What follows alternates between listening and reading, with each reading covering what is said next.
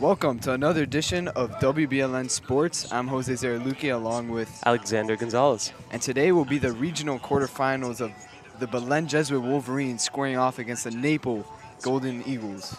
Yep, so coming into this game, Belen Jesuit Wolverines are 19-7, Golden Eagles 19-9, so got a good game ahead of us. Yeah, the Wolverines have won 4 straight games, and 2 of those games being mercy ruled, leading them to that 19-7 record. And then the Golden Eagles, as you said, are 19-9, 6-4 on the road, and have lost their last game 5-1 in the district final. Yeah, but keep an eye on the Golden Eagles. Their previous 2 games before that loss were 2 mercy rules, a 12-0 win and a 19-0 win. Obviously, mercy rules nothing new for Belen, so they've had 2 in their last 2 games. So that shows that both these teams can capitalize when they square off against teams that obviously have less skill than them. So this should be an interesting matchup. Both teams have a good amount of talent and obviously great coaching. So I'm looking forward to what this night holds for us. Yeah, obviously Belen right now is a good position. Their ace absolutely shoves Mark Fuentes, 1.19 ERA on the season. So he's definitely the main workhorse of this staff. Yeah, and he has definitely earned that D1 scholarship to Rice with that extremely low ERA. While Naples does also have an extremely talented pitcher, Riley Whitmer, who has a 1.84 ERA. Also pretty low, just not as low as Mark Fuentes. Yeah, so definitely look for the long game here for the Wolverines. You know, their game plan all season, taking walks, forcing errors on defense. That's going to be the key to success tonight, as we'll see Mark Fuentes here. Hopefully he can mow down this Naples lineup. And Mark Fuentes typically relies on the momentum that he gains from the first few innings that he pitches in, maybe the first 2 innings. If he starts off sluggish, typically it takes a while for him to get going. Yeah, he's absolutely a rhythm pitcher, strikes out a lot of batters, sometimes too many. He's approaching 100 strikeouts on the season. Yeah, hopefully he accomplishes or reaches that accomplishment or that goal tonight. And the leadoff batter for the Naples Golden Eagles is Michael Branzino, who's a junior center fielder. We did see him in the warm-ups. Did kind of have a wild arm. Yeah, Naples' defense is not exactly their strong suit, but obviously they got to this game, and they're 19-9 in the season, so they can really hit. Here's Mark Fuentes. Deals the first pitch of the night, and it's fouled off behind home plate.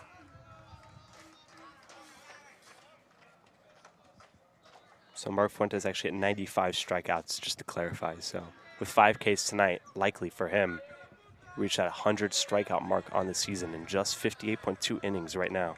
And I believe the last game he pitched, he also had 5 strikeouts. He was 10 strikeouts away. As there he gets his 96th strikeout. I mean, not 96. Not yet, strike, not yet. Just his 2nd strike. But with how Mark Fuentes pitches and the momentum he builds up, that rhythm, I mean, it's basically a strikeout. Yeah, already an 0-2 count. And there it is. There's that 96 strikeout. 4 more strikeouts to go to reach 100 for Fuentes. Yeah, I mean, that's been a great tool for him, but it's also been a bit of a bane when he gets too many pitches. Kind of wears him down, makes him more susceptible to hard contact. So look for him to strike out a good amount of batters, but also keep the contact down. Now the sophomore up for Jason Baio, the shortstop.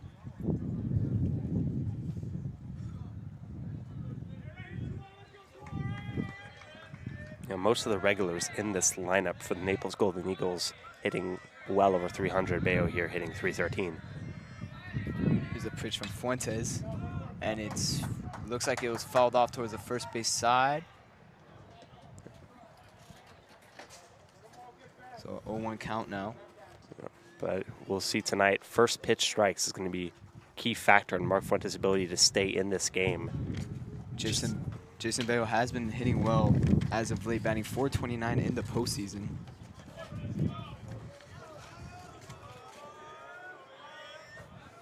Seems like the main focus of this Naples team is their offense rather than their defense. The pitch from Fuentes, low in the dirt, goes with the off-speed pitch there. Yeah, Mark Fuentes has, you know, a go-to repertoire, high fastballs, low breaking balls, you know, but he's a flamethrower that reaches up to 90 miles an hour, so look for him to overpower these batters. So there's a foul ball.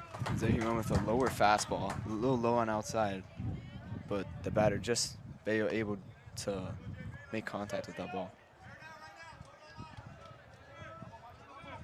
So here we are in the game here. 1 ball, 2 strikes. First inning, 1 out. Fuentes low pitch in the dirt again. To Baio, it looks like he's trying to hit with that low pitch. Obviously, in the first time around in the order, you kind of want to get a feel for how these guys are responding to your stuff. So seeing if a chase would happen right there is not the worst thing in the world. Yeah, not a bad pitch there from Fuentes. Trying to get a feel for this lineup. As it's hit towards the second baseman, Matt Wembes. Fields it cleanly, and that's in for the second out of the inning. Nice play there from Matt Wembes. Yeah, Matt Wembes actually pitched the last game on the mound. I think it was 5 innings. I think he pitched the entire game. So good work for him. He's actually one of the most versatile players in this Wolverine team. A leader absolutely going to Barry University. Yeah, great baseball player. You can get everything you can out of him. Now Marcos Torres, the senior catcher, batting for Naples. Torres coming into this game hitting .403, so definitely one of the more established hitters in this lineup. Batting .375 in the postseason. Low pitch inside from Fuentes. So it looks like something the Golden Eagles and the Wolverines have in common, besides both being good teams. Catchers with pop. Torres with 2 home runs on the season. Chris Baio, our catcher, with 4. Another low pitch for Fuentes. Trying to catch them off with the off speed. Haven't seen a lot of the fastball tonight so far. It looks like he's going to save that pitch for later. Obviously, sitting fastballs, the go-to pick for some of these batters. So trying the breaking stuff is not a bad idea here. He's Baio unable to handle that one. 3-0 count. Yeah, that ball looked like it might have caught that outside part of the zone, but I think since Baio wasn't able to keep that ball in his mitt, he couldn't frame it. Yeah. Yeah. Obviously, at the end of the day, with these high school umpires, strike zone can be subjective. So framing these pitches from Mark Fuentes is going to be also a big contributor to success tonight. Some chants from the Naples dugout. Yeah. Sounds like they're barking. It doesn't bother Mark Fuentes, though. So he lays one in there for this first strike of the at-bat. And Torres was on take mode there. Didn't even really get in his batting stance for that pitch. And yeah, look for both these teams to be pretty patient early on here. No need to force the issue and put Mark in a favorable position here. And a high pitch, and they're going to call that a ball. It looked like he might have gone there. I definitely disagree with that call. I think his bat crossed the plate.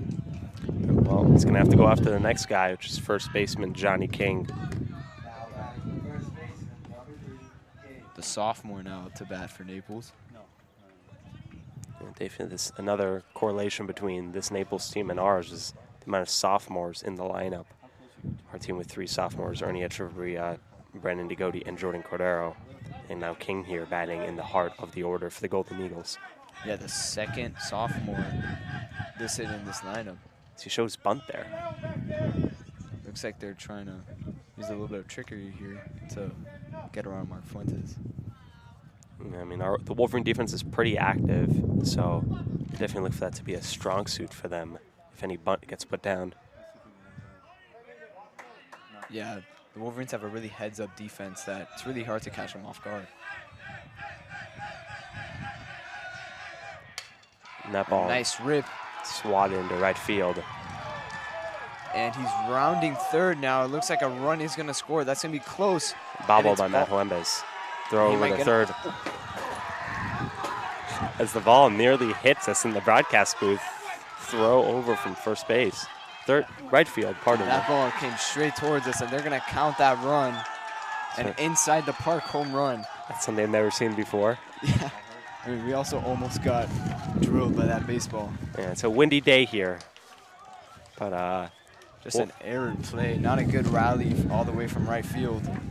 That's an incredibly tough throw to make from right field. I used to play right field regularly, and yeah, it's definitely not an easy throw. Especially to hit him right on the money.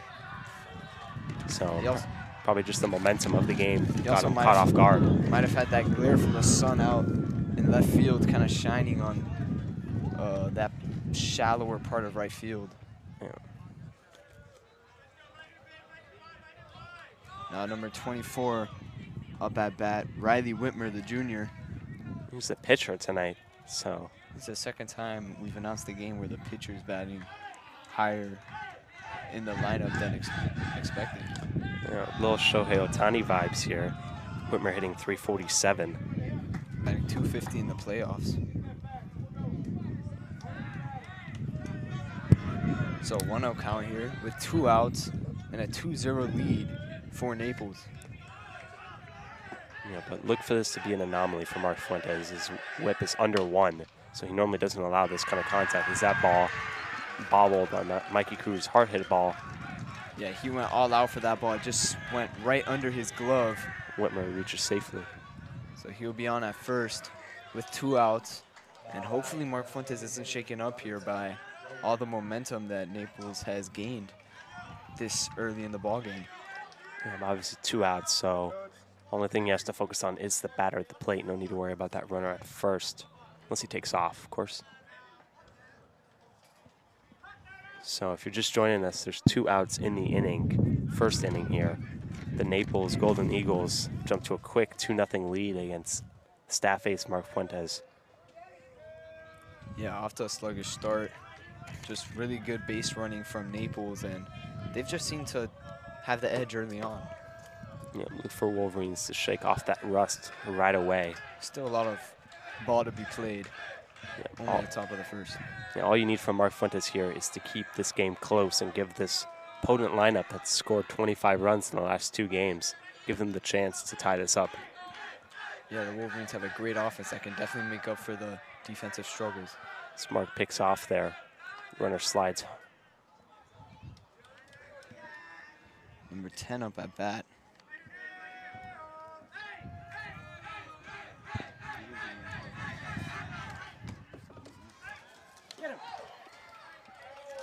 And Christopher Baio nearly caught the runner at first there, off guard. So 0-1 count here with 2 outs. Mark Fuentes trying to get back in his groove.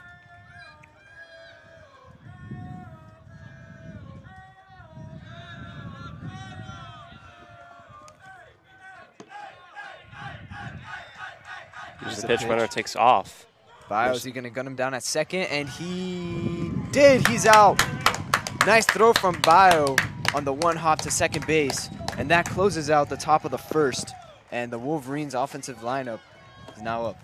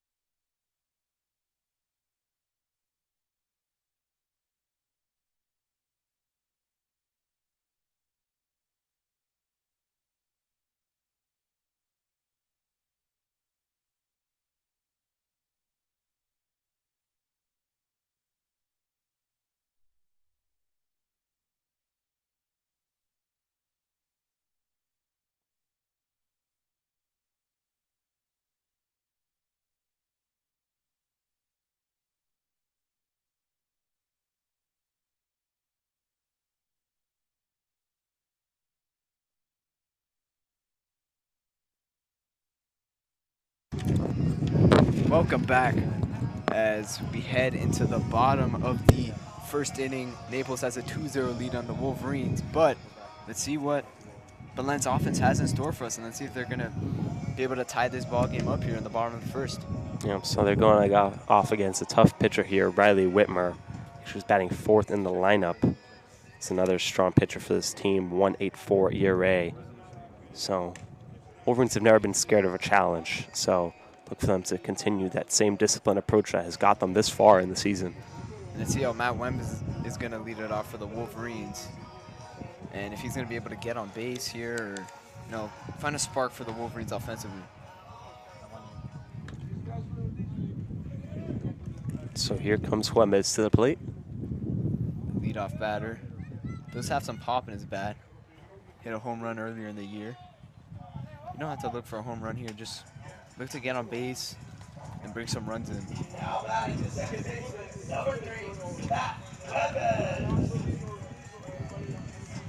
So I think we mentioned earlier in the broadcast, this Naples team, not amazing defensively, so could make something work here just by putting the ball in play. And so look for Juarez to do that, avoid the strikeout. It's kind of caught him off guard his first at bat these last couple games. Yeah. So here's the first pitch to the Wolverines lineup. Strike right down the middle. So an 0-1 count here for Matthew Wembes. You know, Juarez is very comfortable working back from 1-2 counts or even 0-2 counts. 12 walks on the year to 19 strikeouts. So takes that one. Another strike, catching the outer part of the strike zone there.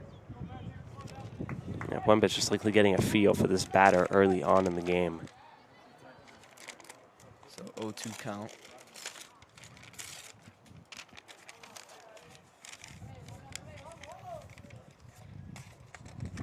Wembes getting back in the batter's box. Looking to get settled here, and time is called as something flew out of the Naples dugout onto the field.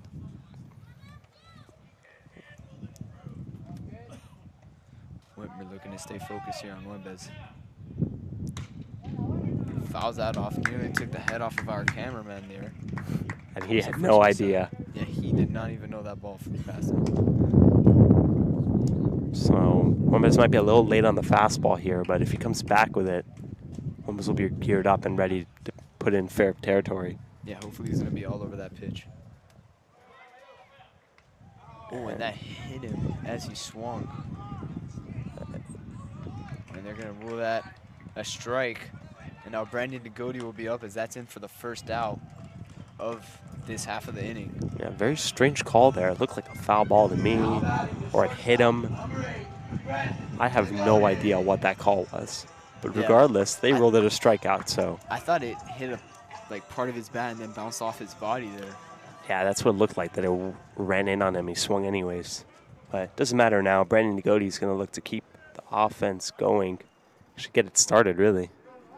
Yeah, Brandon Degodi batting .333 on the season. Definitely one of the higher batting averages in this lineup, as there's an extremely high pitch from Whitmer. That's going to be the first ball of this at-bat.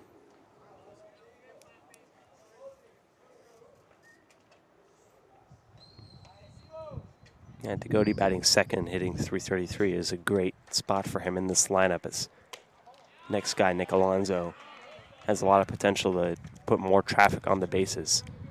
Yeah, Brandon Degodi, only a sophomore, batting this high in the lineup with this high of a batting average. Obviously showing lots of success. So bright future for the Wolverines and Degodi.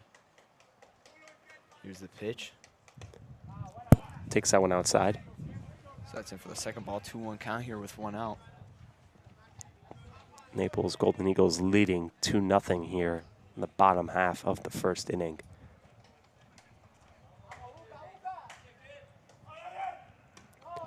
Degodi takes that pitch just high. Thought about it, just pitch was above the zone. Stayed disciplined there in the batter's box. So 3-1 count here. Degodi going to be looking for a fastball possibly here. Yeah, he's definitely got to get a strike over the plate. And that was probably the pitch to hit. He fouls it back, 3-2. Fastball right down the middle. That's the perfect pitch there on a 3-1 count. So now we're going to get a full count with one out, nobody on base. Thing is with these big arms is that once the fastballs come sailing in, you blink, pitch is already past you. Yeah, and both lineups are going to have to deal with that, as Naples is obviously squaring off against Mark Fuentes, who clocks in at around 90. Degodi again fouls off the fastball behind home plate. So who knows? Maybe Degodi is sitting off speed here. He's waiting for that pitch. Let's see if he goes, if Wimmer goes 3 fastballs back to back. That would definitely be the ideal situation for Degodi. I doubt he does, though. In the end of the day, it's all up to the manager. Usually it's the manager that calls the pitches. A nice contact there from Degodi, and that's going to be in for a single as he hits it in between the third baseman and the shortstop. So nothing crazy, but it gets a runner on base, and that's all the Wolverines need right now. Get guys with high averages and big power coming up. Nick Alonso batting .370 on the season with Brandon Degodi on first base. One of the higher batting averages in this lineup as well. Reason as to why he's batting this high. Louisiana Tech commit is more walks than strikeouts on the season. So not a ton of extra base hit power, but his ability to get easy singles and his immense speed is the reason why he's hitting third. Real catalyst for this lineup. .464 on base percentage. That's what you look for in your baseball player. Degodi thought about taking off there, but strike into Alonso. Not sure about that strike call there. I guess it caught the lower inside part of the zone, but that was an extremely low pitch to Alonso. It looked like it was just a little below his knees.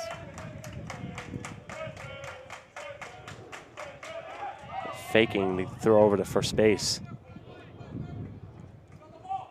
Whitmer trying to keep Degodi in check there at first. Whenever they try and pick off, you just take a little bigger lead, get in this ahead of this pitcher. As that ball's low.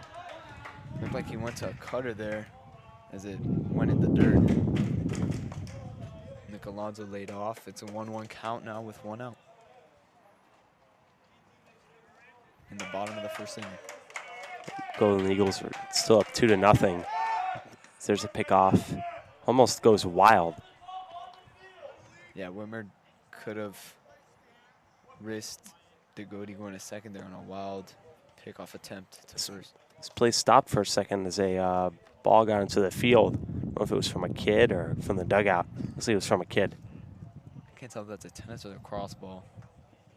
Whatever it is. Yeah, I don't know where that one came from. Dad probably not happy about that one.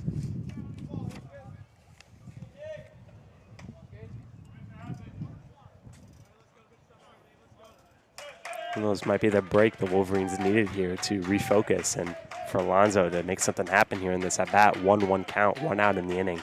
Yeah, that can throw Whitmer off his focus there, stopping the game like that in the middle of a play. Yeah, it's those tiny things that make all the difference, Yeah, they can sort of take you off if you're focused on the game. Like what Whitmer had for lunch, Yeah. It all has a role to play in this wacky sport of baseball. Yeah, some say very superstitious sport as well. Degodi still leaning off of first base. Whitmer winds up. Degodi runs back to first as it looked like the catcher was going to try to pick him off there, but faked the attempt. Yeah, definitely a smart play by Degodi. He fakes like he's going to second base, barely running out, potentially forcing the throw from the catcher, and that could go errant into right field. So definitely heads up base running by Degodi on such a small, minute factor. Here's the pitch. Alonso makes contact, and a double play. That is definitely not what you wanted to see. Yeah, great defensive play by Johnny King. Caught the ball foul and dove to first base to get the double play. So looks like that that lead that Degodi was taking bites us. Not so heads up. As soon as we mention it. I mean, there's not much there you could do there. Just a little blooper line drive-ish hit towards the first base side. And first baseman just reached out all the way for it and then converted on the double play. So no matter, Wolverines are going to come back here. Mark Fuentes looking to stabilize and not allow any more runs.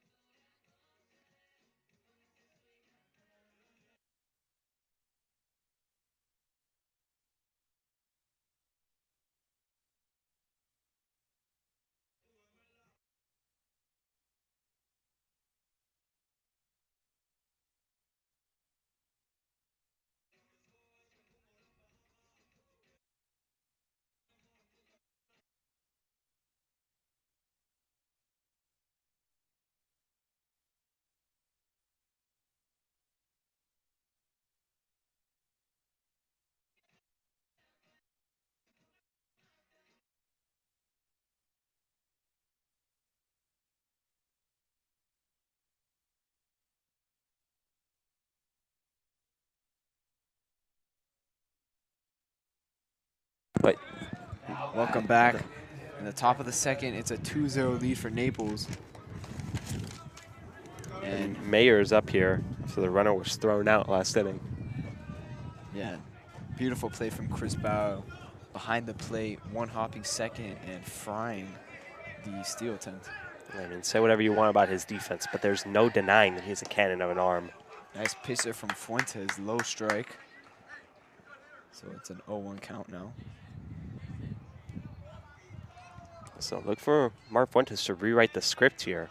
First inning's in the books, nothing he can do about that 2-0 lead the Golden Eagles have. He's off to a good start here with that big swing and a miss, almost dropping him to the ground. That was filthy.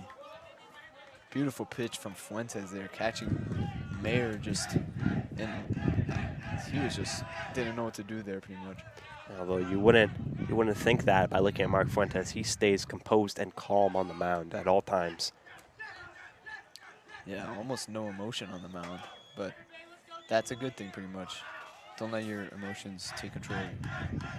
You know, some guys feed off of that, but for Mark Fuentes, he really locks into a trance here. With the fastball there, as Mayer is very late on it, but fouled it off about 300 feet towards the first base side. Yeah, almost hit one of the lights that are just starting to come on here as sunset fades into darkness pretty soon. Extremely sunny evening, though. Sunset is beaming on this field. Pretty moderate temperatures for May.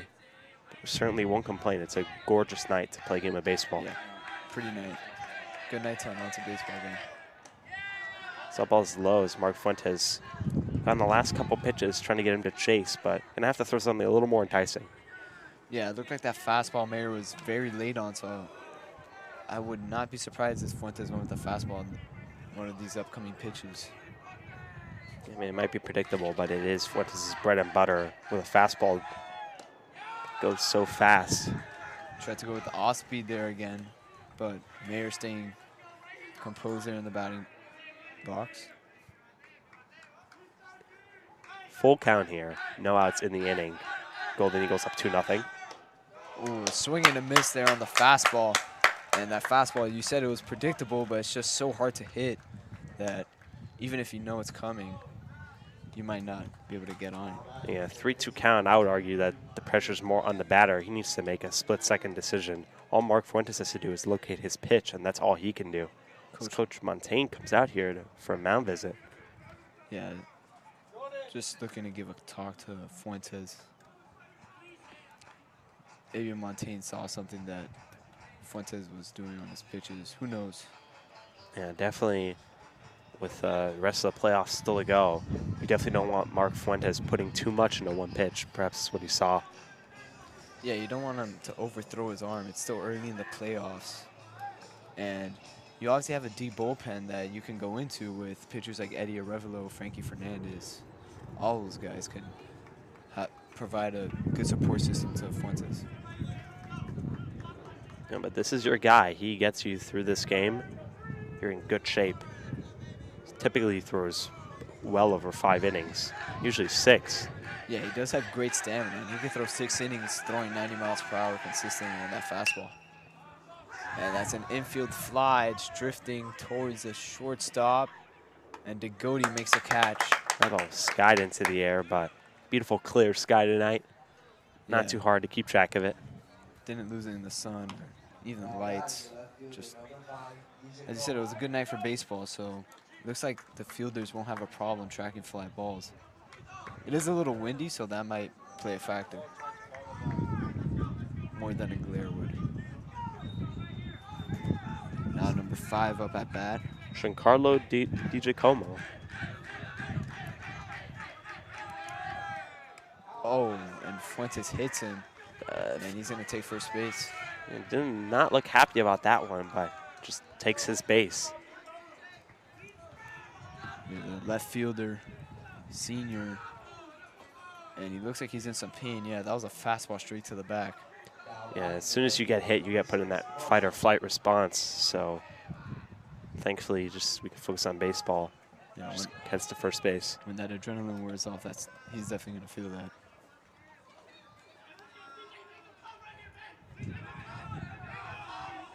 Now CJ Bussell, the right fielder, up at bat.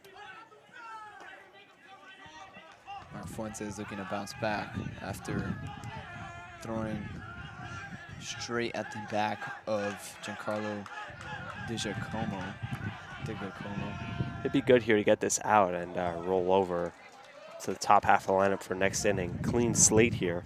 Pitch there in the dirt from Fuentes, but Bussell went for it. So that's the first strike of this at bat with 2 outs and a runner on first. Yeah, Bussell is kind of struggling this year. He's a senior, but he's hitting only 158. So nice changeup there from Mark Fuentes. So look for Mark Fuentes to come right after him. Yeah, the off-speed pitches have been pretty successful today. It's typically how it goes for Belen's ace. So 2 strikes now, 2 outs. As he takes that pitch, strike looking, and Mark Fuentes. Just an unhittable fastball that Fuentes provides us with. So 2 strikeouts in the inning. Fuentes is able to have a bounce back inning here and get his guys back in the box to score some more runs. Wolverines looking to tie this ball game up in the bottom of the second.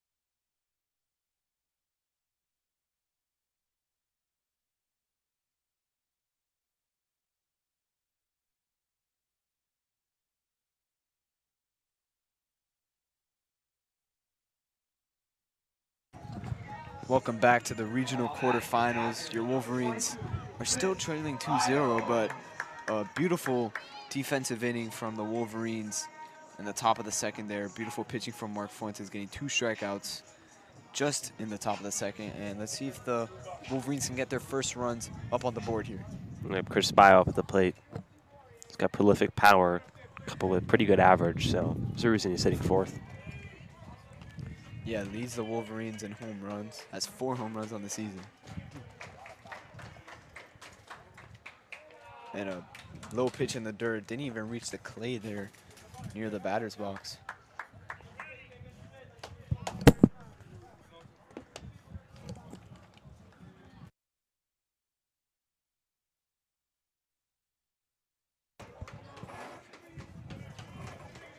Here's the 1-0 pitch.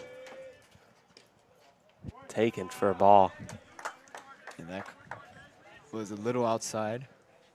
Call the ball. So 2-0 count here to Chris Baio. Baio sporting a 462 on base. Oh, nice hit there. No need Gets to past walk. the shortstop. Christopher Baio on base. And look at those Jets as he was sprinting all out to first base. Yeah, you got to make sure he gets there, make sure he doesn't get thrown out. But probably going to see a pinch runner here. Steph Barrero coming on. Yeah, he's been the go-to pinch runner for the Wolverines this year for Chris Baio. So, nice job by the catcher, the Caldwell commit, by getting on base. Him and Mikey Cruz. Yeah, they're going to be a little duo out there. I believe Caldwell's in the northern part of Florida. I might be wrong. No, it's in the Northeast. It's in the Northeast? It's a private school in the Northeast. Oh. You know, that Connecticut, Massachusetts area. Yeah, somewhere up there. I had heard something about Caldwell in Florida, so I just associated it with the northern part of Florida. I don't know. Now Ernie Echeverria up at bat. New Jersey, Caldwell, New Jersey. Catholic University. Echeverria hits someone to second base. They're trying to turn two here, out at second base. And they do turn the double play as Ernie Echeverria grounds out. Nice play from the second baseman there on turning two. Nice play by the first baseman as well. He had that line out caught. Nick Alonso hit. He scooped that ball in the dirt, stretched there, but that's not what you want to see. It's a momentum killer right now. And look for the lefty Jordan Cordero to reignite what we had there with Baio on first base. Yeah, no longer. See how the sophomore responds here. So 2 outs after 2 at-bats. An ideal situation again for the Wolverines. Yeah, Cordero, this is a guy who's been slowly rising in terms of average as the season has gone on. He's really been a big benefactor of the Wolverines' recent success, hitting .365 very quietly. You wouldn't expect it. Doesn't have a ton of pop, but he's always at the forefront of these Wolverine rallies, putting up 15, 10 runs. Here's a pitch. Cordero fouls it off towards the third base dugout. So 0-2 count here. The previous pitch, Wimmer caught the strike zone, the inside half of the strike zone on a fastball to Cordero. Yeah, Cordero needs to stay alive and work this count. You cannot let Riley Whitmer get too comfortable up there. I mean, his ERA did show this is a quality pitcher right here. Yeah, definitely one of the better pitchers the Wolverines have faced in recent games. And that ball's pitch. high. 1-2 count with 2 outs in the inning. Currently the bottom of the second inning. Wolverines are trailing 2-0 to the Naples Golden Eagles. So Cordero with that .365 batting average, looking to possibly get into scoring position or just on base to bring up a 2-out rally possibly. Yeah, anything that's not an out. Yeah, you just want to just get on base at this point. Trailing 2-0. It's still early in the game, but it's important to build up momentum early on. Yeah, definitely. It can seem out of reach when it's really not. So. And an outside fastball there from Whitmer. Yeah, Cordero definitely has a knowledge of the strike zone. 476 on base, leads the team. So 2-2 count with 2 outs in the bottom of the second inning. So takes that pitch inside, brushes him off a little bit. That was called a ball. So a full count here with 2 outs, nobody on base. Important at bat for Cordero. Important at bat for the Wolverines at large. You can get Mikey Cruz up, another guy who's been surging at the plate with the average. Yeah, he has some pop in his bat as well. Yeah, batting .371 in the season. Well, these are all guys that kind of exploded here as of late. Cruz also has that .464 on base percentage. So, oh, a strikeout there. Cordero goes out swinging, and that'll close out the bottom of the second. We're going to head into the third while the Wolverines trail 2-0.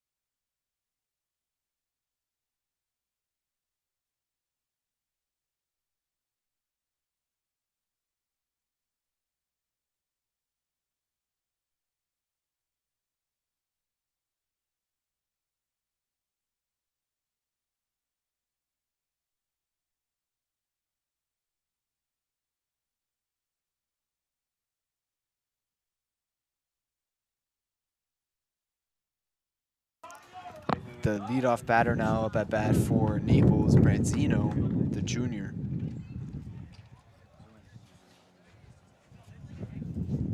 Mark Fuentes coming off a great inning that had 2 strikeouts.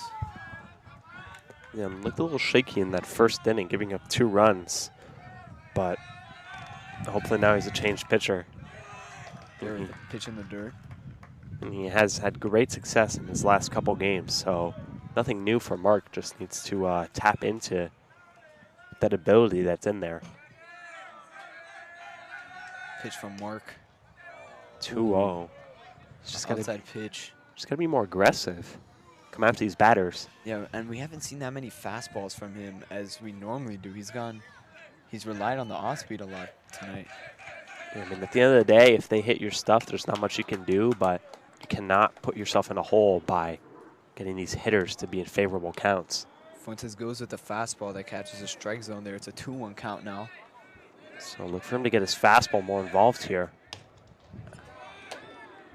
Oh, and he's going to rule that one a ball as he held that bat from crossing the plane there. Yeah, Mark taking a second here to recompose. Baseball's kind of a sport that spirals really quickly. Bad at bat turns into a bad inning, turns into a bad game. That ball is... The line drive, is that going to go over? And it just hits the fence in the air. And that looks like it's going to be in for a double, a stand-up double. And Branzino is hyped up on second base there.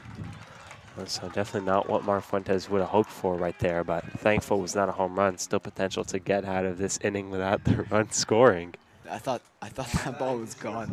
It was carrying. It was smoked, but you know, this is a pretty big field for high school. So yeah, I think in other high school baseball parks that might have been a home run.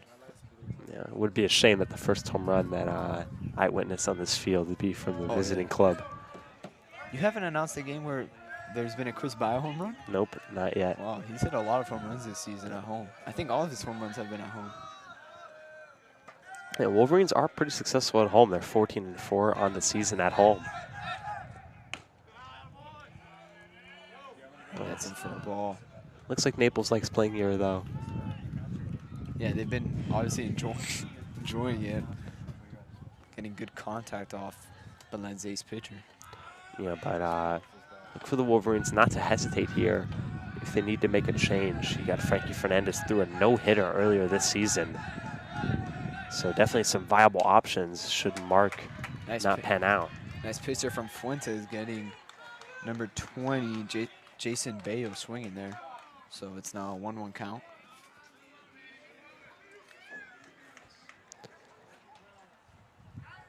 So no outs and a man on second. The Wolverines looking to keep this game at 2-0.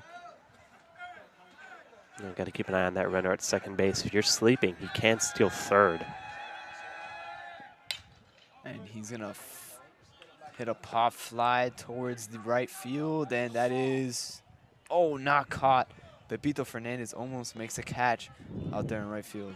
Yeah, that was a bold play. You got the batting cage there, hard wall of concrete, and Pepito goes in sliding. Yeah, Pepito, I mean, he is a very alert right fielder there, and I guess he just knew exactly where that batting cage was. And yeah, he's definitely an energetic player. You know. Yeah, he slid in it. He might have actually made contact with the batting cages there. Yeah, he'll go after anything that's within a mile of him. Yeah. But Mark will take all the help he can get. If that's an extra out, then he will take it. 1-2 count now. Wolverines losing 2-0. Throw a pick off to second base. Good idea there from Fuentes. Not able to get him out at second, but just keep him there. Don't let him get that large of a lead. Just in case that ball's hit into the outfield. And you can have Nick Alonso, Pepito Fernandez gunning down at home plate. That ball just a little bit high, ruled by a home plate umpire. So 2-2 count now. No outs still in the inning.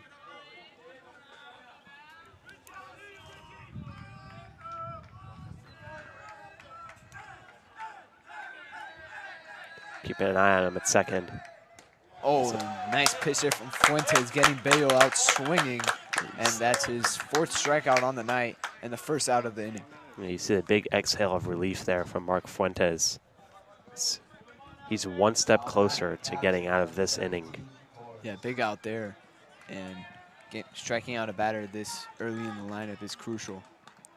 So Marcos Torres, senior catcher, up at the plate. So 1 out and a man on second. Huge at bat here for Naples and Mark Fuentes.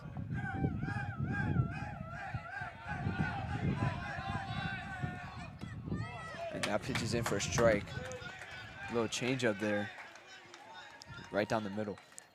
First pitch strikes, as I was saying, no matter how he has to get him.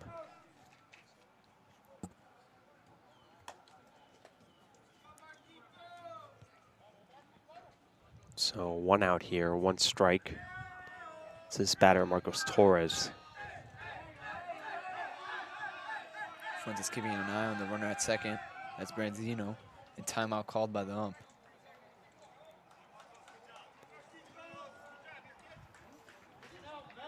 When you get into these mind game battles between the batter and the pitcher, it can be exhausting. Not only for the catcher, for the umpire, for the batter. Yeah, it certainly can be a mind battle. And baseball, a lot of baseball is mental, you could say, especially when it comes to pitching. Nice pitcher from Fuentes, but that is called a ball. It looked like it might have caught the zone there. Yeah, but Mark's not grooving yet, so he doesn't have that luxury of a home plate umpire trusting him that that's a strike. So Mark is going to have to earn his way out of this inning. No calls from the ump expected. And that's where the framing from the catcher can come into handy there, but I think Christopher Baio just thought that was a strike, and that is definitely a strike there. Yeah, that's one way you got to strike is for the batter to swing at it. Yeah, definitely makes it more obvious for the ump to call. Yeah, the day that the umpire calls a swinging strike a ball is the day that I retire from broadcasting. Yeah, that's where we go to robotic umpires. Yeah, we cut to commercial. Oh, and that's a strike again. Beautiful pitching sequence from Mark Fuentes, getting him with the off speed. So that's the 5th strikeout on the night for Mark Fuentes. So no matter who you are, middle of the order, last man in the order, I think that's 100. That's 100 strikeouts on the season for Mark Fuentes. He's coming into the game with 95 strikeouts, and that was his 5th. So I'm sure he has no idea. Yeah, huge accomplishment. I don't think we should let him know that that was his 100th either. I mean, we know more about his stats than he knows about his stats. He just goes out there every couple days to throw a good game. Yeah, let him do his thing. But huge accomplishment there for Fuentes. Yeah, it's been a fine season for him. Really for the Wolverine staff at large, their ERA as a pitching staff is 2.42. Exceptional. Yeah, that's an extremely low ERA for your whole pitching unit to have. So this unit definitely has a collective identity under Mark Fuentes. So look for him to lead the charge out of this inning. 2 outs. Good job by Christopher Baio keeping that ball in front of him. Yeah, no arms warming in the Wolverine bullpen, so they definitely still have a lot of faith in Mark Fuentes. He's gotten them to this point, so no reason to stop trusting him now. Yeah, and it looks like he's finally getting into the groove that we were talking about that he needs to get in. So could be a pivotal point in the game here, this part of the inning.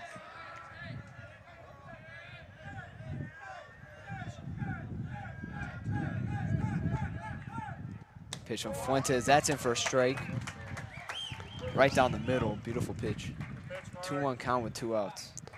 Yeah, in that situation, that's a get-me-over strike. Just kind of start leaning things in Mark's direction here.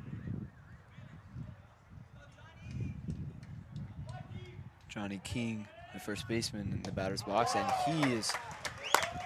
he really wanted that pitch, but not happy, dug his cleats into the ground.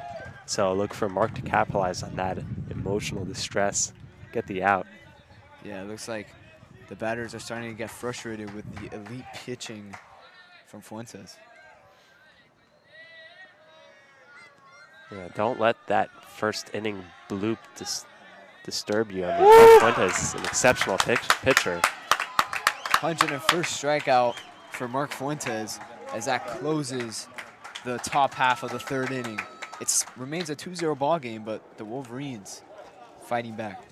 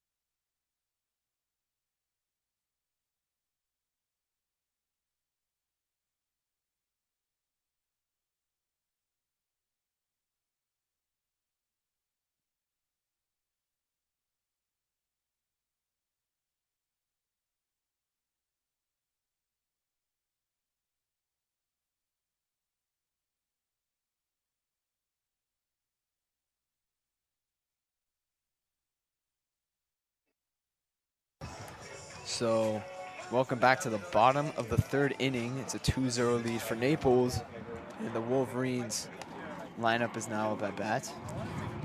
Wolverines lineup has not yet circled back to the top, so look for the bottom here, started by Mikey Cruz, pardon me, the 7th batter. And they're going to look to chip into this 2-run lead that Naples has over them. And Mikey Cruz, a great batter, batting .371 on the season, has a high batting average, just batting low in the lineup. Yeah, definitely the top of the lineup is not the reason why the Wolverines have been succeeding these last couple games. It's really their entire team. This later part of the lineup, we mentioned Jordan Cordero, Mikey Cruz also key contributor. Not sure about that strike call there. That looked like an obvious ball. Yep, but Whitmer's rolling right now, so it's up to the Wolverines to work the counts here. And that pitch is in for a ball as it goes past the catcher, so a 1-1 count for Mikey Cruz. Yeah, Wolverines got to stay patient here. It's anybody's game still. They just haven't figured Whitmer out yet, and I think it'll eventually happen in this game where they start to get a hold of his pitching, but hopefully it happens this inning. Well, Wolverine lineup has not yet rolled over, so these guys are still facing him for the first time. Yeah, but you can get word from other batters what type of pitches, what stuff he has in his bag, and what to expect. Expect a really fast fastball. Well, really inside pitch there, but yeah, Whitmer does have a fast fastball. It's kind of why it's called a fastball too.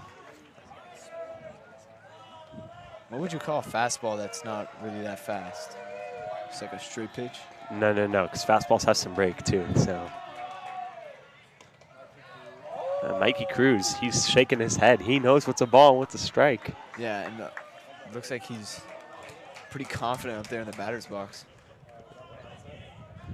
So 3-1 count. I mean, this is the count you want as a hitter to get a pitch to hit. 3-0, you normally got the take sign, but here is full swinging ahead. And he did, and he fouled it back. Yeah, he wanted that pitch. It looked like he was on it, just hit the lower half of his bat there. I mean, as he rolled over it. With the velocity of these pitchers, you just got to put the bat on the ball and barrel it up. And the velocity of the pitch will do the rest for you. He just wasn't able to barrel it up on that one. So hopefully Mikey Cruz doesn't do too much on this next swing. He takes that pitch for a ball. 3-2 counts. Stone cold. Mikey Cruz knows the zone. Don't doubt him for a second. Gutsy take there from Mikey Cruz. As we get a runner on base here. I mean, that shows you how good he's feeling right now, that he knows the zone right now, completely confident. He was walking before the call was even made. Yeah, he was, as you said, he was stone cold in that batter's box. So Pepito Fernandez coming up. Now, he missed part of the season with some injuries, 49 at-bats compared to most of the regulars that have closer to 70 or 80. But when he's played, he's been exceptional. Showing bunt. He does have the highest batting average on the team. Obviously, he hasn't had as many at-bats compared to other players, but he's batting .388, which, nonetheless, that's an extremely high batting average to have. Yeah, and also .545 on base, so he does surpass Jordan Cordero in that department. Nearly a wild pickoff attempt there. Looks like Whitmer, when he throws to first, he throws it towards the outside of the right hand of that first baseman, which makes it a lot harder to catch. Left-handed first baseman Johnny King. Pepito's still showing bunt. It looked like it caught like inside of the bat there, as he was showing as if he hurt his finger on that pitch. I mean, definitely shaking up there. Definitely makes sense what Coach Albert's trying to do here, though. You have no outs in the inning, runner on first. Pepito lays down a good bunt. You get a runner in scoring position with only one out. I mean, that's just good baseball right there. Yeah, and a runner in scoring position with wheels, Mikey Cruz, very fast baseball player. And Pepito has a ton of speed, so even if he lays down the bunt, don't call it a lock for him to be out. He could easily make it to first base. So 2 strikes now, no outs in the bottom of the third inning. Naples Golden Eagles leading 2-0. Whitmer steps off the mound. Crucial inning here for the Wolverines. No outs 0-2 count here to Pepito Fernandez.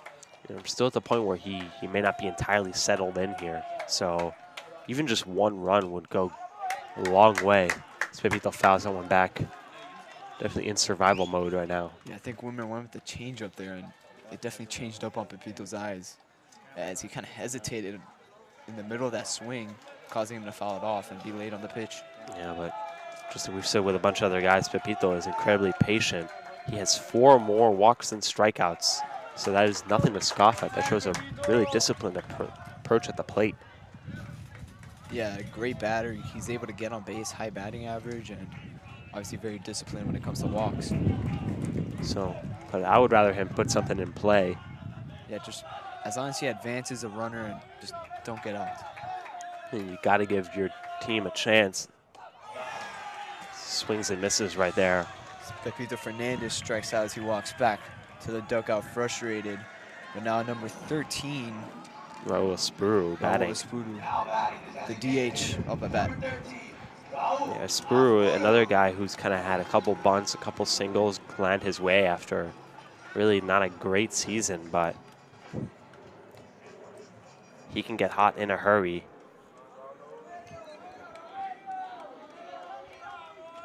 And Coach Alberts continued to give him at bats. His speed still valuable. Wimmer checking on Mikey Cruz at first there. Raul Espuru does have 3 doubles on the season, as a double could possibly bring in Mikey Cruz to get their first run up on the board. 3 doubles would make him have the 4th most amount of doubles on this team. Yeah, and when Raul does come up, he definitely comes up in high leverage situations. 12 RBIs on the season for his 14 hits. So most of his hits are for RBIs. So Whitmer waiting to throw the pitch here. Thought about that one. Yeah, half swing. Yeah, he just wasn't totally sure if he really wanted that pitch. Yeah, at that point, you just got to hold back. Yeah, got to stay disciplined up there. So 2 strikes to Espuru, no balls. And with 1 out, and Mikey Cruz on first. Oh, faking a pickoff there. So pickoffs have been a big part of this game so far. Wolverines haven't really had to pay for it just yet, except for that Brandon DeGotti play. Nick Alonso lined out to first. Yeah, that was probably the least heads-up base running we've seen today from the Wolverines. Not that they've been able to get a lot of base runners, but just from the few times they have. Yeah, no runners in scoring position yet for the Wolverines, so they've had a runner on, I believe, in almost every inning. Maybe not the first, but so it's just about capitalizing. Wimmer deals a low pitch, that's in for a ball. So 2-2 count here. Raul Espuru trying to get back into this count. And Whitmer definitely has to put a lot into every pitch, so every extra pitch you make him throw is 1 pitch closer to getting him out of this game due to fatigue. More likely to make a mistake pitch. Ooh, ugly swing there from Espuru as he strikes out. So 2 outs, 2 straight outs for Naples. As now the top of the lineup is up at bat, Matt Wembes. Now batting the second baseman, number 3, Matthew Wembes. Good PA announcing from Lucas Fernandez. Is that Lucas Fernandez? I don't think believe so. it is. It kind of sounds like him.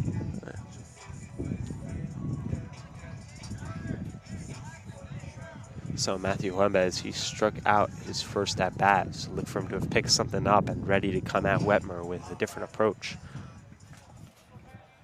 Yeah, Wembes, let's see if he's made adjustments to Whitmer's stuff. So 2 outs thus far in the bottom of the 3rd inning. Naples is up 2-0.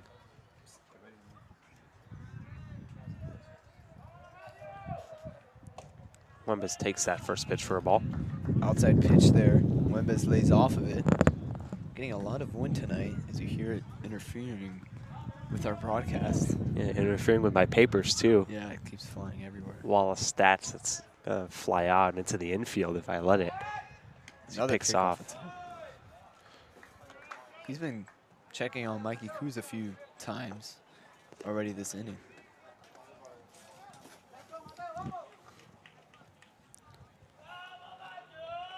Whitmer sets, deals, High. high and inside pitch. Wembas does a good job of not swinging at it. Thank God he didn't swing at that pitch. Yeah, we're in trouble if Wembas swings at that pitch. Thankfully, I think he knows that he's in trouble if he swings at it too.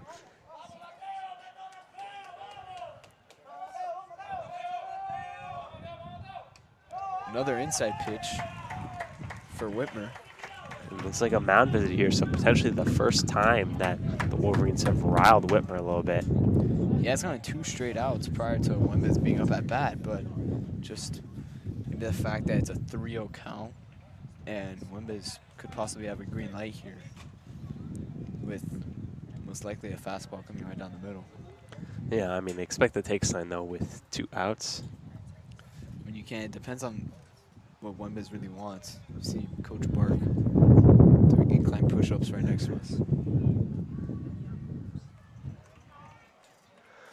Just one of the many sights you'll see at a Belen baseball game. It was in our senior skit, Coach Bark doing the exercises randomly in the hallway. As Wembas does take the base, he did have the take sign. So this is finally the situation that the Wolverines have been waiting for all game. A runner in scoring position, finally. Unheard of, but myth finally becomes reality here with Brandon DeGote coming up. Another mound visit. So potentially the first time that the Wolverines have rustled Whitmer's feathers a little bit. Nobody warming up in the bullpen for Naples. I don't see why they would have anyone warming up, but I think this mound visit is just to keep Whitmer aware of the situation he's in right now. Yeah, definitely. I think I've seen the Wolverines pull off a double steal once, so they can potentially do it. Yeah, they do have very good base running and pretty disciplined base running too. Coach Albert does a great job with that third base coaching on just preventing mistakes happening. Although Base running. with 2 outs here, the Wolverines might want to be a little more cautious. You know, the ancient rule of baseball, never make the last out at third base. Yeah, I'm sure Coach Albert has taken that all into account. So Mikey Cruz taking a generous lead off of second base. King kind of staying off of first, allowing Wembas to take a good lead there as well. 1-0 count, 2 outs in the inning. Low pitch there from Whitmer to DeGote. DeGote did get a single last time he was up at bat. But after that was the disastrous double play. Yeah, we're going to forget about that. It's a new at bat. New chance here. Low pitch, that's ruled the ball. I think earlier in the game that would have been called ruled a strike. Well, this is exactly what we want here. Whitmer's struggling a little bit to find the zone, and the ump recognizing that struggle, loosened out the zone a little bit.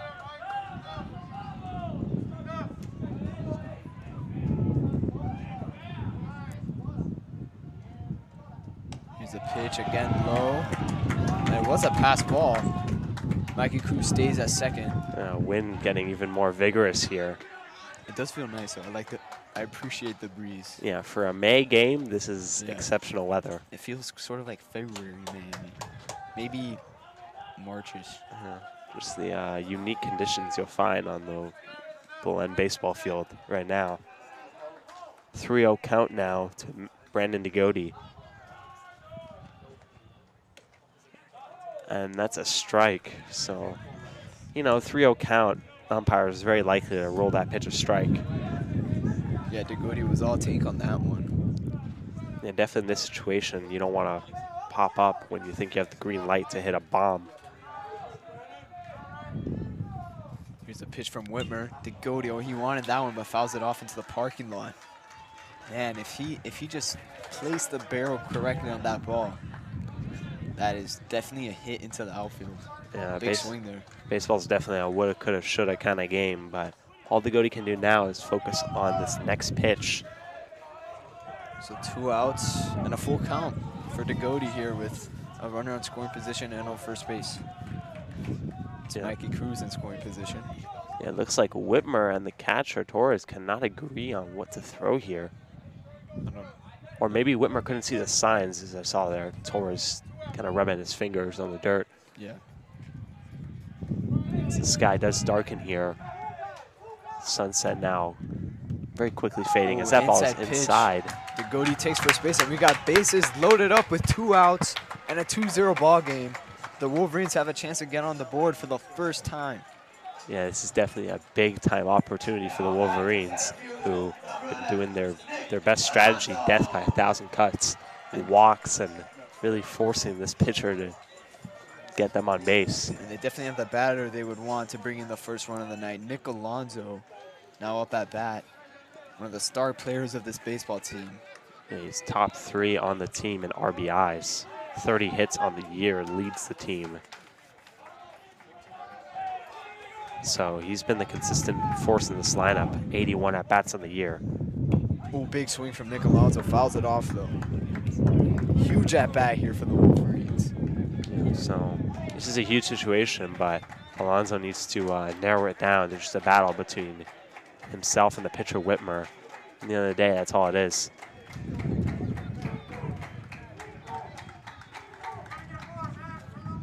Some support from the Wolverines dugout for Nick Alonso.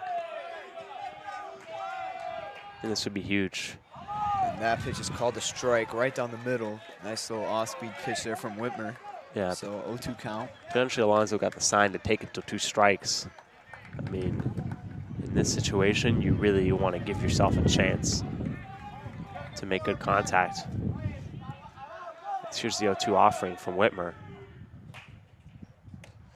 He takes that pitch for a ball. That was close. Winced a little bit. It was outside, but really nice framing there from the catcher. Gutsy take, though. Yeah, it's going to take a lot of guts. Mikey Cruz showed him earlier to win this game. Yeah, nice play discipline tonight from the Wolverines. And Alonso also lays off that one, so that one was well outside, so nice take there from Nick Alonso. He's slowly working his way back. 2-2 count now with 2 outs in the inning. Bases are loaded. Golden Eagles still leading 2-0. Nick Alonso gets back in the batter's box. 2-2 count with 2 outs. Bottom of the 3rd inning.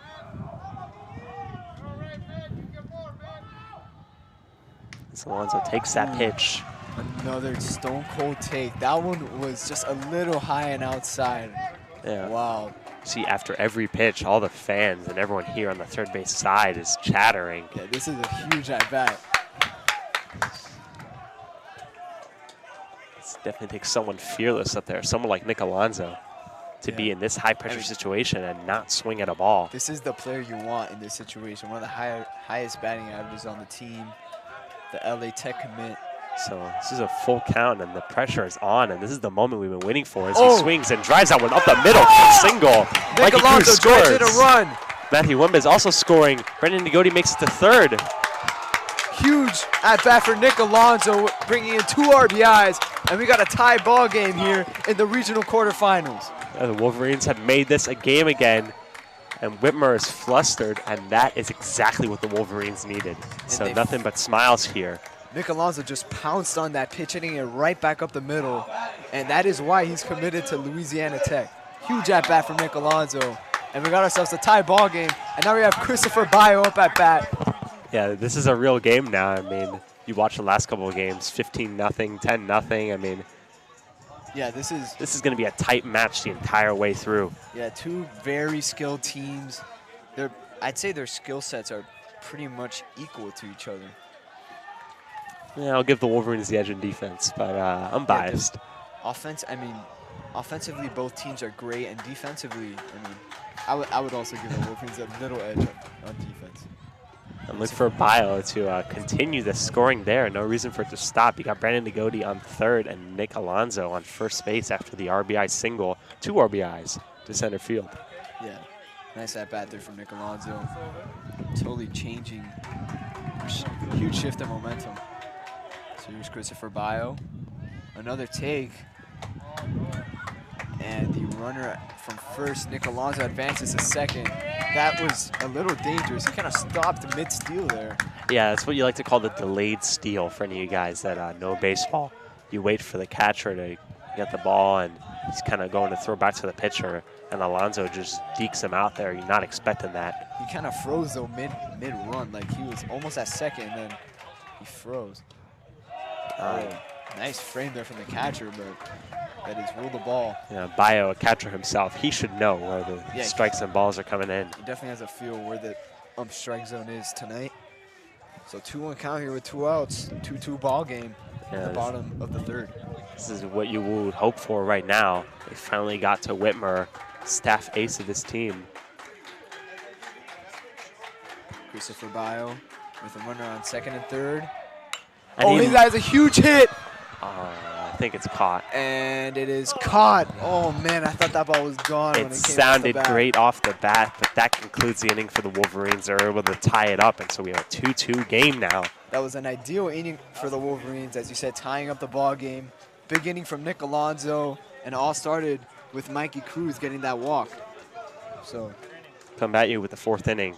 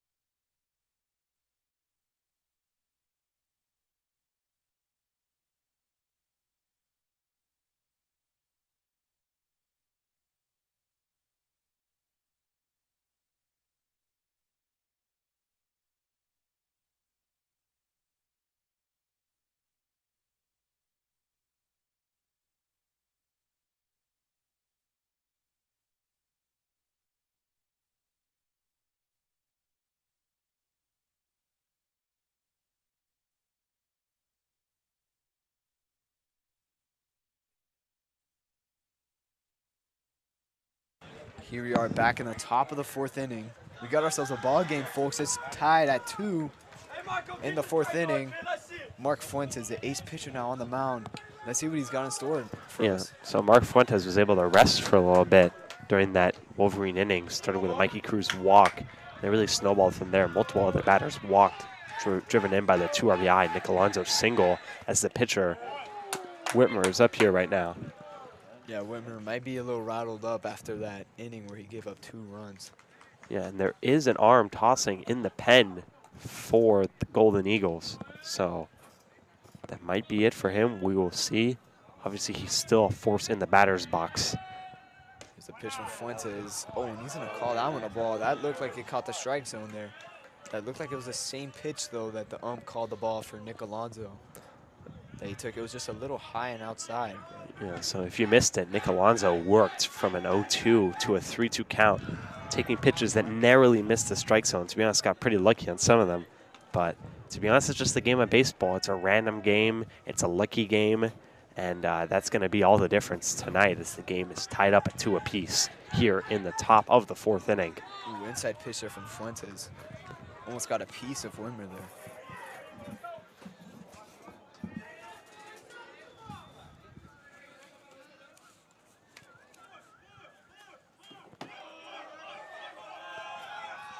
Fuentes with the pitch. It's a ground ball towards the broadcast booth. Yeah, not chopped nearly high enough for me to make a play, but yeah, we wish you could have made a play on that. Carlos Moss retrieves the ball. Well, Shane Walker fielded the ball. Don't forget about that. Coach Shane Walker, the middle school baseball coach. And JV. And JV, he's a JV coach as well. 3-2 count. Whitmer Walks. So a runner on base for Naples. That's the go-ahead run right there. We're not going to think about that. Double play. Yeah, I mean, we've already seen a double play tonight. It just went against the Wolverines.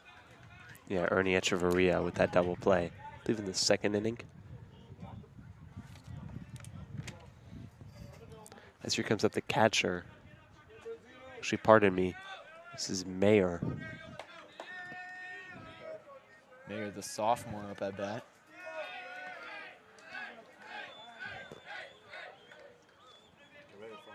So both dugouts here trying to keep the fire under their squad.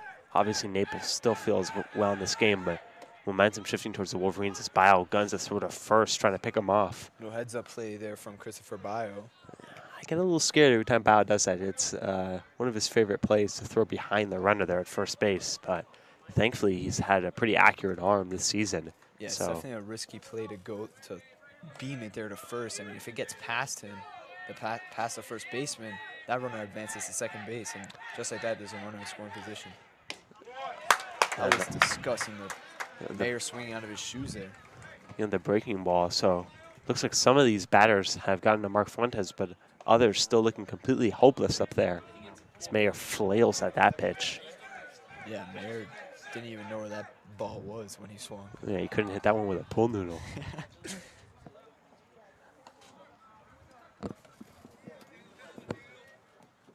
So 1-2 count now.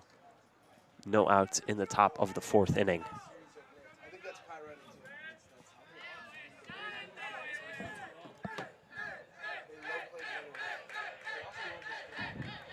He's a pitch from Fuentes. Oh, that ball might have been clocking in at like 95 miles per hour. Yeah. As he fouls it off towards the JV field. That fastball looked a lot faster than his normal fastballs. I wish I had a pitch tracker here with us. A radar gun.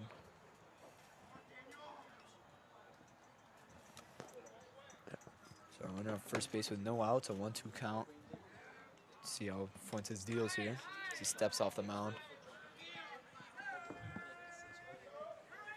You know, it remains to be seen whether that rest for Fuentes was helpful or not. He was kind of grooving when he sat down, so the runner takes off, and the pitch is behind Mayer, so the runner reaches second without a throw. Thankfully, Mayer did not take that pitch in the back, as they would have had runners on first and second there. Still a runner in scoring position for Naples. Pretty back and forth game, I feel like we have in store for us. Both teams are going to be throwing jabs at each other. Yeah, but look for the Wolverines not to give up this lead so quickly, as they just tied up the game. Nice pitch there from Fuentes. That was a strike. That was a strike. I don't think it was a strike before the frame, but it was a really nice frame there from Christopher Baio. Just not enough for the ump, I guess. So it's just an unfortunate effect of high school baseball, is umpires may not give you those calls, and there's no robotic umps to review that. As he takes that pitch for a ball, and so that's really going to cost the Wolverines. So runners on first and second with no outs in a tie ball game. Yeah, so looks like the infielders converging here with Mark Fuentes.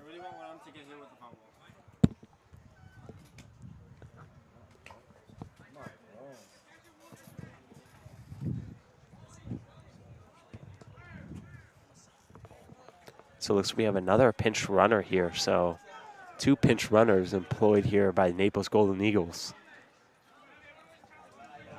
Yeah, and I believe one of those was coming in for Whitmer, so that could signify that there will be a pitching change. Yeah, but in high school baseball, you can swap the pinch runner in and out. Yeah, you can, but there was I think it was King warming up for them in the bullpen. He is listed as a pitcher and first baseman.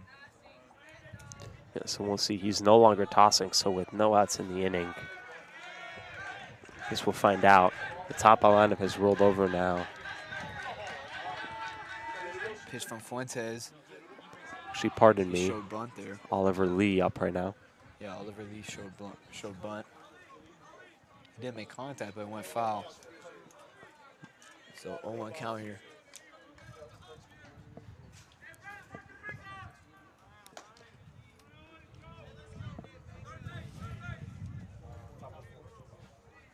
So here we are in the top of the fourth inning. 2-2 game now. Wolverines tied up in the last half of the inning. No outs here as Mark Fuentes is dealing with a runner on second and first base. And that pitch is high and inside, rule the ball. Oliver Lee showing bunt, pulling it back there. Yeah, third baseman, last time he was up at bat, he popped out on an infield fly to DeGotti at shortstop. Yeah, this inning is really dragging on here. I would really hope that Mark Fuentes can get multiple outs on this next play. Yeah, hopefully a double play here. Double play is definitely a possibility with runners on first and second. Baio. Dangerous throw there to second. I thought he was going to go to first. Yeah, one of those days that throw is going to cost Baio, but thankfully lives to see another day. It has in the past, but he is a very accurate catcher. He does make good throws. As the wind is picking up here, dust flying. As the sunset has faded into a dark orange, night creeping on. I mean, does have some very significant sunsets. Oh. That ball's popped up. Is he going to be able to catch it? Ooh, Mikey Cruz nearly had it, but just went over his head. Yeah, almost had the pleasure of touching a game ball. Man, that would have been awesome, touching a high school game ball. Put that in your bucket list. No, I've been foul ball boy for way too long. Definitely used to catching foul balls. Who We knows? have had some very fast foul balls come towards us here in this broadcasting booth. Well, you know, I got my hat off, you know. I wouldn't really call this a broadcasting booth. It's more like a broadcasting table. So 2-2 count now. Mark will take it, though, even though they couldn't make the play. It's a strike. Oh, So big swing and a miss. Mark Fuentes recording another strikeout. What a game we're seeing from Mark. I love Mark Fuentes' reaction there. He strikes him out, and he remains perfectly still, just Yeah, that's admiring his work like a painter. yeah, that's all mental for him. Man. He's just trying to stay disciplined up there. Not let the emotions take control of him. And so we're slowly getting to the bottom half of this order that Fuentes had great success against early on. He hit this batter, though, Giancarlo DiGiacomo. But now we're in position where a double play ends the inning, so there's a spark of hope in this lineup. I don't know how that's not called a strike there. A little low, but that is above his knees. That's a strike any day. Yeah, so just got to rebound after that pitch. 1-0 count now. Actually cannot become engulfed by searching for strikes and balls from the umpire. Oh, nice fastball there from Fuentes. Just dropped out the glove of Baio. Coach Albert seems a little frustrated there. Beautiful pitch from Fuentes. So 1-1 count with 1 out. Yeah, as Baio, I think, lost the grip on that ball. That's probably what he's hearing from Coach Albert. With runners second and first, they could easily both advance into scoring position. So it's an easily preventable mistake Albert's trying to get in front of there. And so 1-1 count here with 1 out in the inning. Runners on second and first. Oh, that ball's ripped into right field. Pepito Fernandez is there, and he's going to keep that runner in check. I said, ooh. Yeah, the runner had to dodge there. Yeah. But I guess they saw Pepito taking IO, and they saw that he has a cannon of an arm. So I thought they were going to be able to get the runner out who dodged that throw from Pepito as he was off the base there. yeah, he thought about it, but then he's like, oh. Nice throw there from Fernandez, showing off that cannon he has in right field. So only 1 more out to get out of this inning. Nothing disastrous so far has happened. It's just a lot of pitches coming from Mark Fuentes, and that's something you don't like to see here as we're only in the 4th inning. Yeah, but this is a must-win game, and so the Wolverines are going to expend any resources they have. Yeah, winner-go-home situation here. Single elimination. Low pitch in the dirt there. Nice pick from Christopher Baio. Quite a crowd amassing tonight. Families driving down from Naples, a couple hours away. Would have been nice to get a student section for this game. We have gone to student sections in the past for baseball games, but I guess that comes later on in regionals. Yeah, seniors are out of school. And that ball's fouled off towards the JV field. 1-1 count with 2 outs. Game's still tied, so CJ Bussell striked out last time he was up at bat. so all these base runners can be nothing but noise if Mark Fuentes to get this batter, CJ Bussell, out. And with his average at the plate, I like our odds.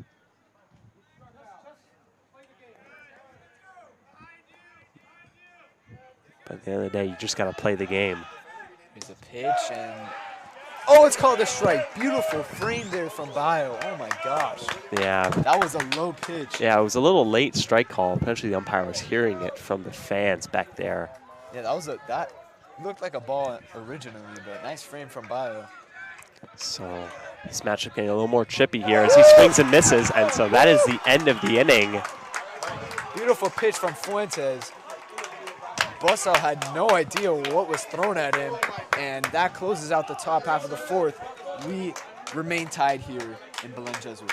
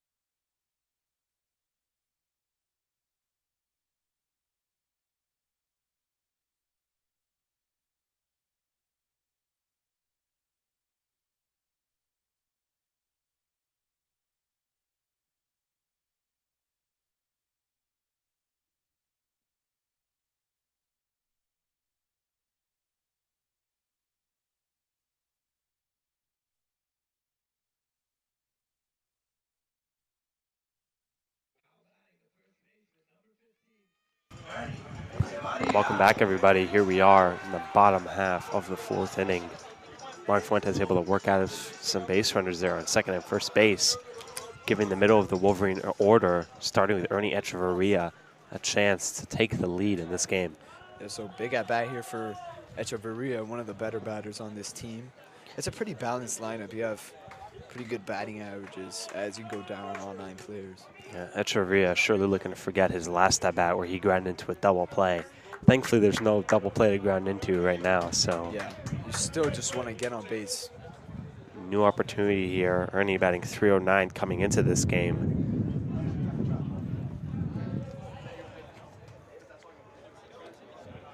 He's one of the guys that when he's hitting, the whole team is hitting. Yeah, he does provide a big spark for this lineup.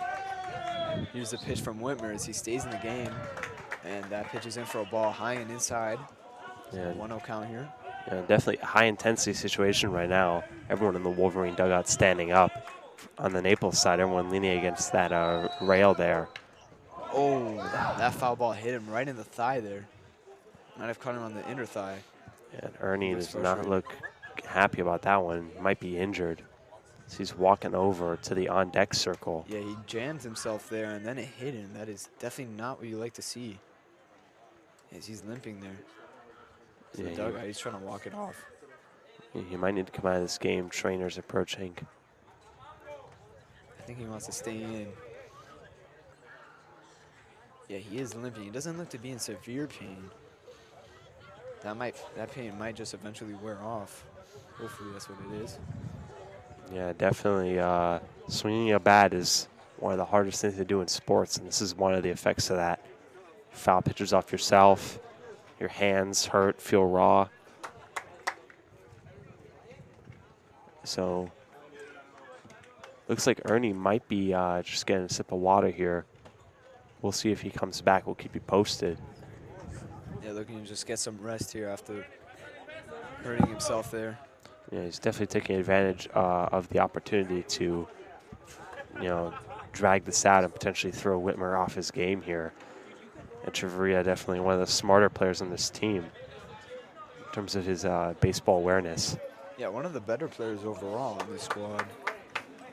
Does have a bright future here on the Wolverines.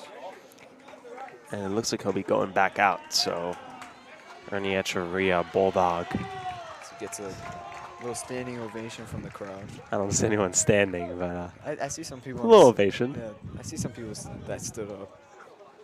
People that were standing anyways. No, I saw in the behind home plate. There's a few people that stood up. Yeah. So 1 ball, 1 strike to Ernie Echeverria. Digs back in. 2-2 score right now in the bottom of the 4th inning. So Ernie takes that one, 2-1. That pitch a little outside. Didn't catch the zone, so 2-1 count. Ernie Echeverria looking to bounce back from that injury. So, and Whitmer looking to bounce back from those 2 runs he gave up in the last inning. Ooh, high pitch nearly took off the head of Ernie Echeverria there. Fastball as well, coming straight to your face. That's kind of scared. Yeah, Ernie's a gamer though. He's not scared of anything up there. Yeah, I mean, after just hitting yourself with a foul ball. Yeah, maybe he wouldn't want a foul ball in the same area again, but That pitch ball's in the dirt. He bounced. takes first base. So runner on base for the Wolverines. That's their go-ahead run. So the key will be actually bringing him into scoring position and then getting him to cross home plate as Jordan Cordero, A sophomore up at bat. left-handed hitter. Yeah, I guess a change in the hand of the batter. Yeah, Swiss Army knife for this team. Played second base last game when Matthew Humbes was on the mound. He's played some right field, some left field. I think I spoke to him. He said he could pitch. I don't think Albert has put him in that spot just yet.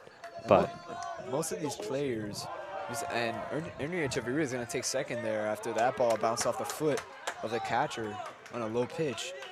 that's exactly what you wanted.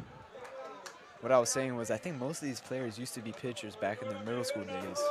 That's typically how it works. Normally the stars, when they're younger, are typically the pitchers. As that's the prized position when you're younger. Yeah, pitcher, shortstop, center field. These guys are all athletes that have gone into different places on the diamond, Yep. filling the role for this team. Well-rounded players certainly have been developed well by this baseball organization of Belen. Jordan Cordero, the sole lefty in this lineup. So soft spot in my heart for him as a fellow lefty. As he lays down the bunt there. That's a nice bunt. Is he gonna? Oh, he's gonna make it to first. A perfect bunt there, as Whitmer had no idea what to do with the ball, and Coach Bark is hyped up here on the third base dugout. Anyway, we're all hyped up here. This is a big-time game for the Wolverines. Echeverria moved up to third base. Cordero safe on that bunt. So Coach Albert's bunting strategy, no matter how the players feel about it, it is absolutely successful. And Whitmer's being taken out of the game. Let's see who they bring in. It looks like it'll be the first baseman, Johnny King. So a left-hander. So we got runners on the corners now for the Wolverines, as we will have Mikey Cruz coming up to bat next.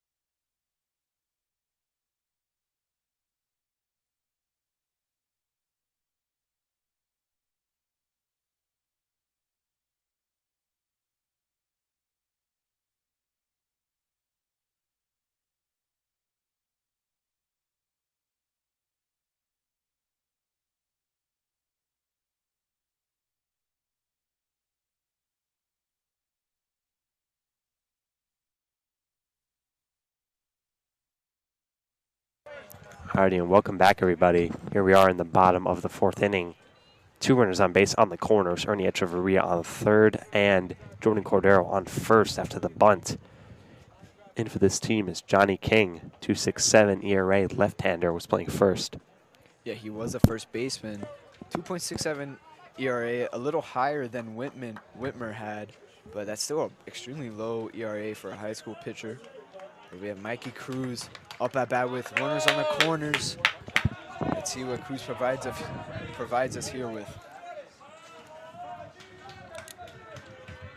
After that Cordero perfect bunt, Mikey Cruz has a chance to bring in an RBI and take the lead for the first time in this ballgame in the bottom of the 4th inning.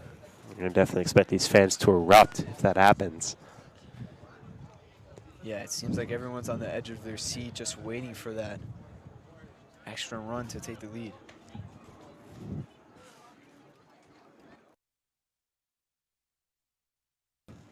Still no outs in this inning.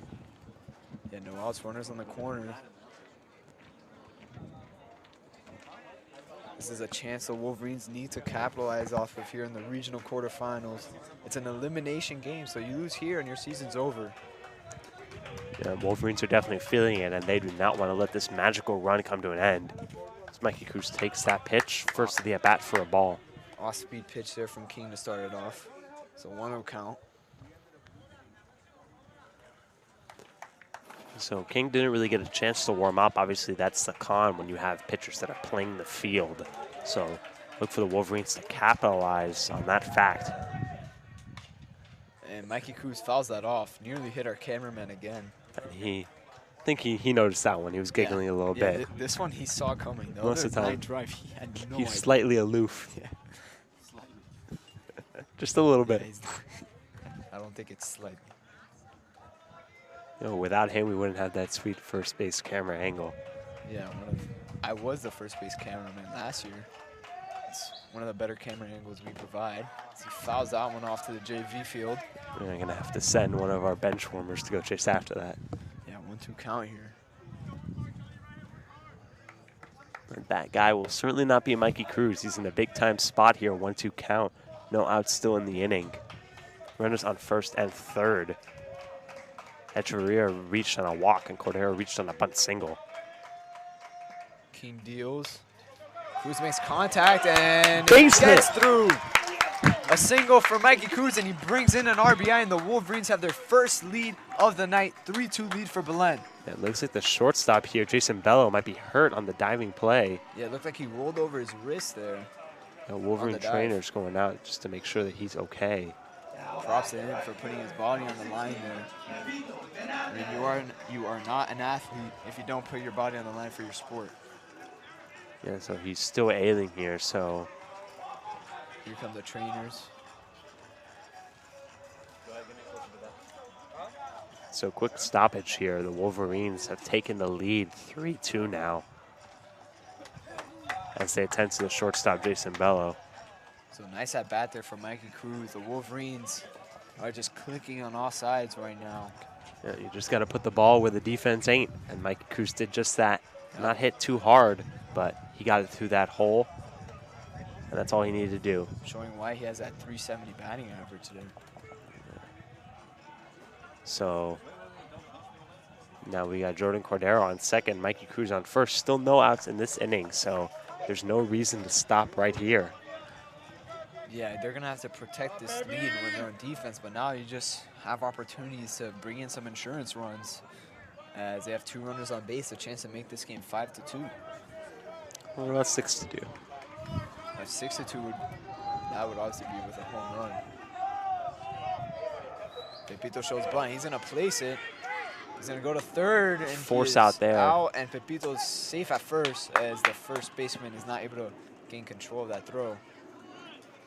Yeah, so force out there, throw to third. It's Pepito unable to lay down the successful bunt as that's the first out in the inning. Raul Espuru now up at bat. This would Again, be a force out at third. This would be the biggest hit of Raul Espuru's life if he gets it here. Yeah, it would possibly bring in an insurance run if he hits it well enough into the outfield.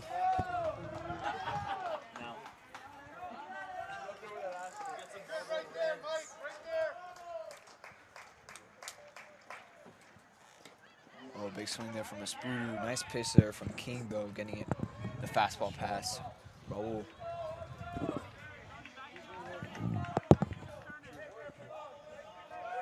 So 2 runners on right now. Pepito Fernandez on first after reaching on a fielder's choice. King deals. Another swing from Espudu. He looked a little delayed on that swing.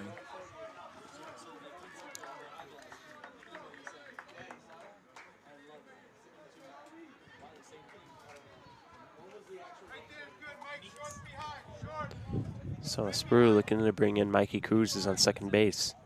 Drove in some runs of his own. 1 run on the RBI single to left field. King steps off the mound there. So 1 out with 2 runners on base. It's Mikey Cruz and Pepito Fernandez. So you have some speed there. Just got to hit into the outfield. Yeah, you definitely want to get on King right now because in between innings he might be going to toss on the backfield and getting warm, where right now he's coming in straight from the game. I mean, he did warm up in previous innings. I'd seen him go back into the bullpen in between his at-bats and and him being on the field. But yeah, he really hasn't had enough time to get a proper warm-up in. So 2 strikes now, 1 out.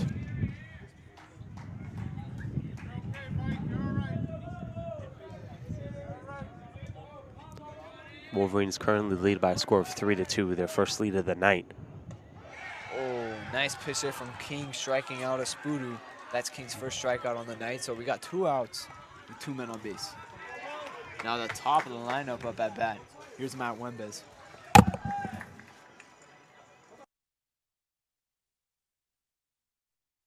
All back to second baseman, number 3, Matt Wembes. So Matt Juarez now at the top of the Wolverines lineup.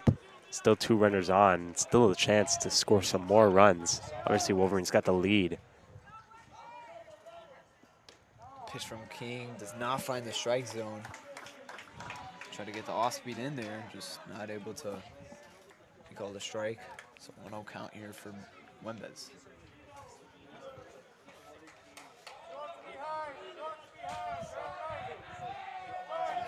Got to keep an eye on Mikey Cruz. He could take off. Wembes swings at a pitch that's not characteristic of him, very low. Yeah, Wembes is typically a guy that swings for contact, but there it looks like he was swinging for power. Yeah. No need to do that. I mean, you have 2 outs, 2 men on base, and a runner in scoring position. Obviously these at-bats fly by and he might not realize it, but he just needs to make contact here. I'm sure that regardless of the outcome of the at-bat, he'll look back and think of how he could have done better. But look for him to make that change right now and make some contact. A swing and a miss there for Wembes. So King's starting to feel himself here. It's starting to get a groove as he gets more pitches in. So 1-2 count here for Wembes. Oh, well, there's always hope to score some more runs, and especially in this situation with 2 runners on, 1 in scoring position in the form of Mikey Cruz. Matthew Wembes. Here's the pitch. Wembes fouls that off into the parking lot. I'm very surprised that we haven't walked home and seen a car with a broken windshield before. Yeah, and I'm surprised we haven't heard one either. I mean, that ball is hit a mile up into the sky. Yeah. And that ball comes crashing down, and you're hearing alarms go off from your car. Yeah, maybe the architects of the baseball field designed it so it would be just far enough. But that ball was just a missile launched back. 1-2 count. Wembes takes that pitch. Yeah, I'm not an architect. I just know about baseball. Matt Wembes, nice take there. So 2-2 count with 2 outs. 2 men on base. The Wolverines leading by 3-2 game. Not leading by 3-1. Not yet. Oh, and a swing and a miss. King gets out of the inning without giving up a run of his own. And so Mark Fuentes will come back on the mound, looking to continue his 3 scoreless innings up to this point. So we'll come at you now with the top of the 5th inning.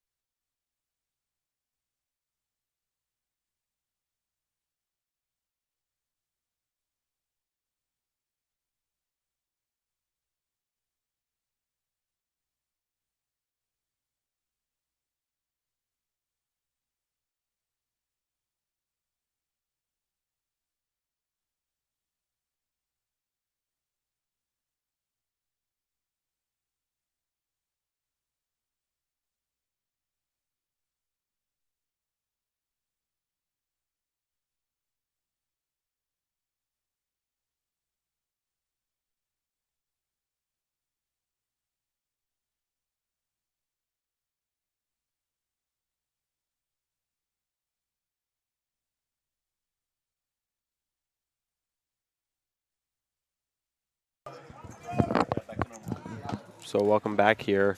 Top of the lineup now for the Naples Golden Eagles. As we are in the top of the 5th inning, Wolverines leading 3-2. Michael Granzino now up at bat, the second baseman. Or not second baseman, he's center fielder.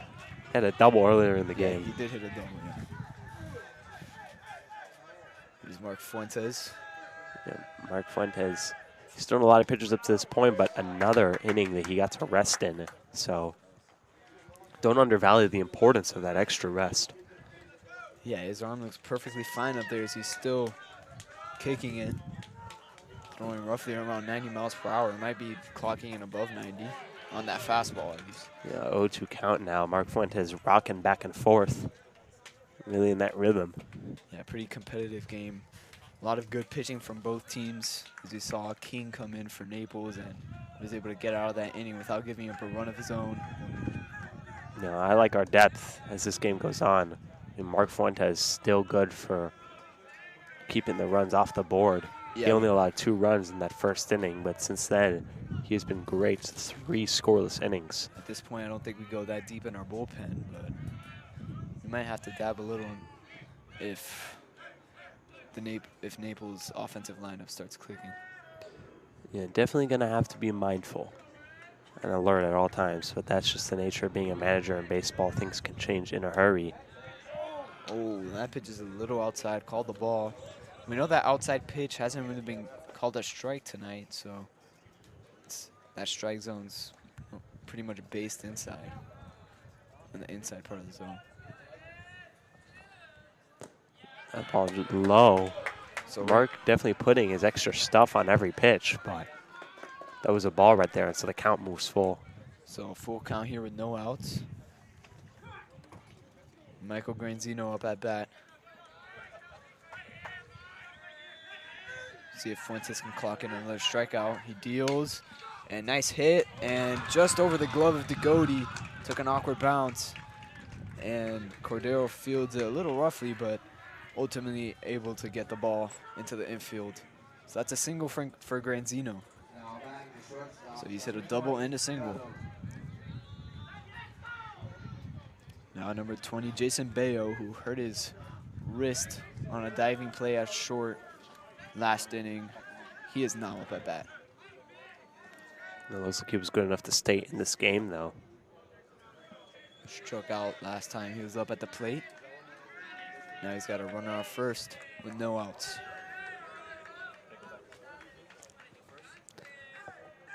So Naples dug out here trying to get something going. Fuentes steps off, tries to pick Granzino off at first.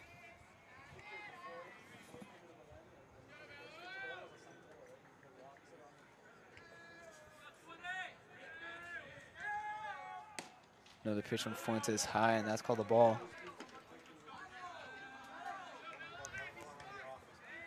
So Mark Fuentes just working through the lineup. He's not had an easy going, had base runners in nearly every inning, but only the 2 runs to show for it on the scoreboard for the Naples Golden Eagles. Fuentes winds up. Another high pitch for a ball. So 2-0 count here. Fuentes with back-to-back high pitches in for balls. Still no action in the Wolverine bullpen, so still absolute trust at Mark Fuentes right now. Gotta keep an eye on that pitch count, though. These have not been easy innings for him.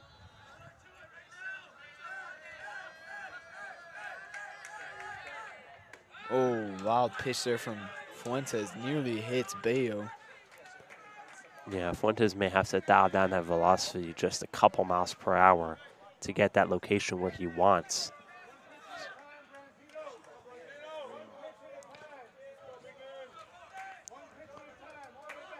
Coach Albert encouraging him to focus on one pitch at a time. Here's the pitch. Another high pitch inside.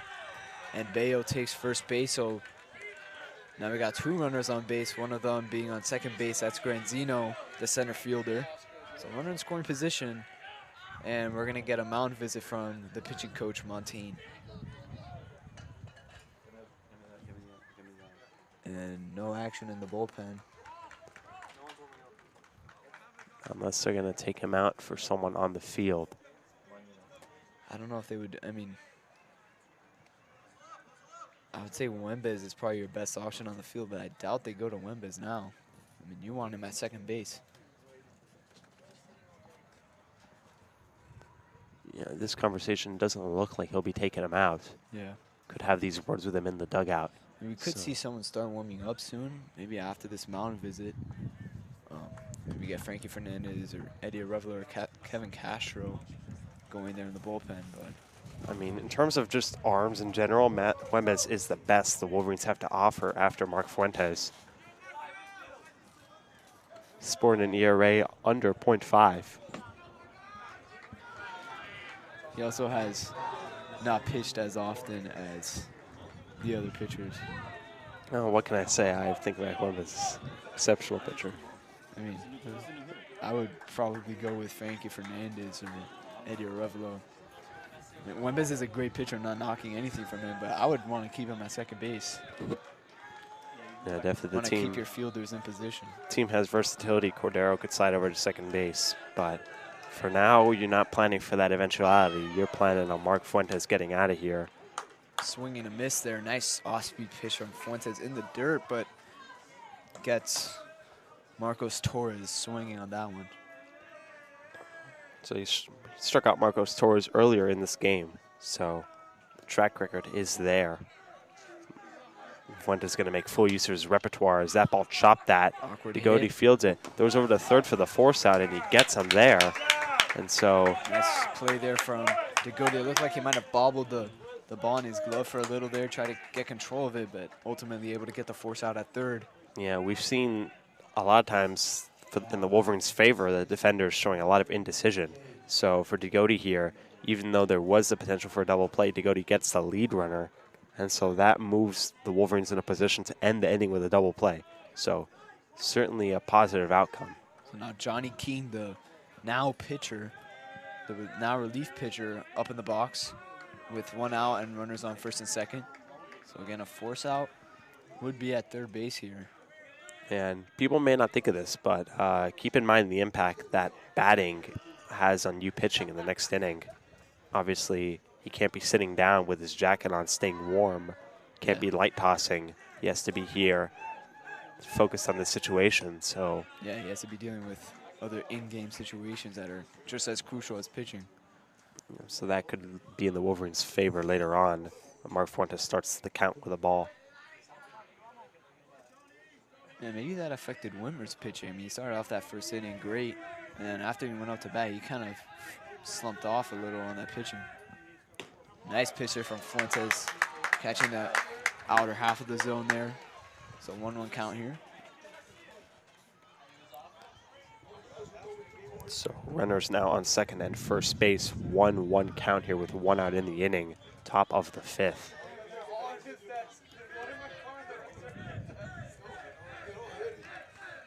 Fuentes deals again. Oh, beautiful pitch.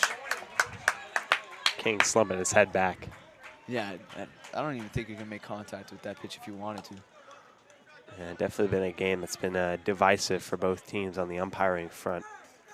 1-2 count here. Neck and neck. And he's going to foul that one off. So not great contact. Johnny King seems to really be struggling here up in the box.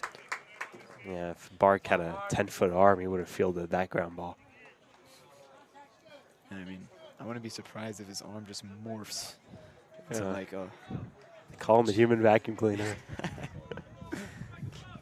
Actually, no one calls him that. No, nobody does. I thought when you said that I was just missing out on like some inside joke. But No. yeah, nobody. I've never heard anyone call him that. Yeah, who knows? He might be coming in on the mound here real soon. But Mark Fuentes is going to look to avoid that and get these Coach outs. Park actually has a cannon going on. I was I was working in the Belen summer camp, and I think we were playing team handball, and I was a goalie, and Coach Park for some reason was playing in the game, and he threw it just straight at me, and that ball must have been going 80 miles per hour, and it's one of those like plastic dodgeballs, so like those balls can't travel that fast, but he just gunned that thing at me, Yeah. and I was very surprised.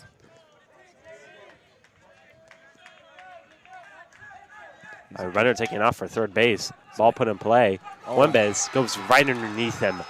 And a run's going to score. They're going to capitalize off the hit and run situation. And an error for Wembes at second base. Looked like he should have gone for a backhand there. He tried to get that ball centered in front of him, but he should have just gone with the backhand and gone it out at second. So we got runners on the corners now, and the game is tied up. Yeah, this is a interesting ball game, 3-3. And then see how Mark Fuentes deals with that. No action in the bullpen still. Yeah, it could potentially lead to Wembes coming into pitch, but I'm not sure. I mean, he's dealing with issues of his own now after that error. So, let's see what we have in store for us. 3-3 ball game, a runner on third in the top of the fifth. So we're still a lot more baseball to be played. 2 more innings. A lot can happen in 2 innings. And obviously the Wolverines have the benefit of being the home team, the potential to end this game without any opposition, so to speak. Or a walk-off. I mean, if the game's tied. I was trying not to say walk-off, but, you know. So the goal is that the Wolverines score like 10 runs, and we don't even need a walk-off. Yeah. Well, a lot of rowdiness coming from that Naples dugout. Trying to distract Mark Fuentes. Yeah, they got to get all their rowdiness out now so they can be all silent on the bus back to Naples. Yeah, Riley Whitmer, the former pitcher, up at bat.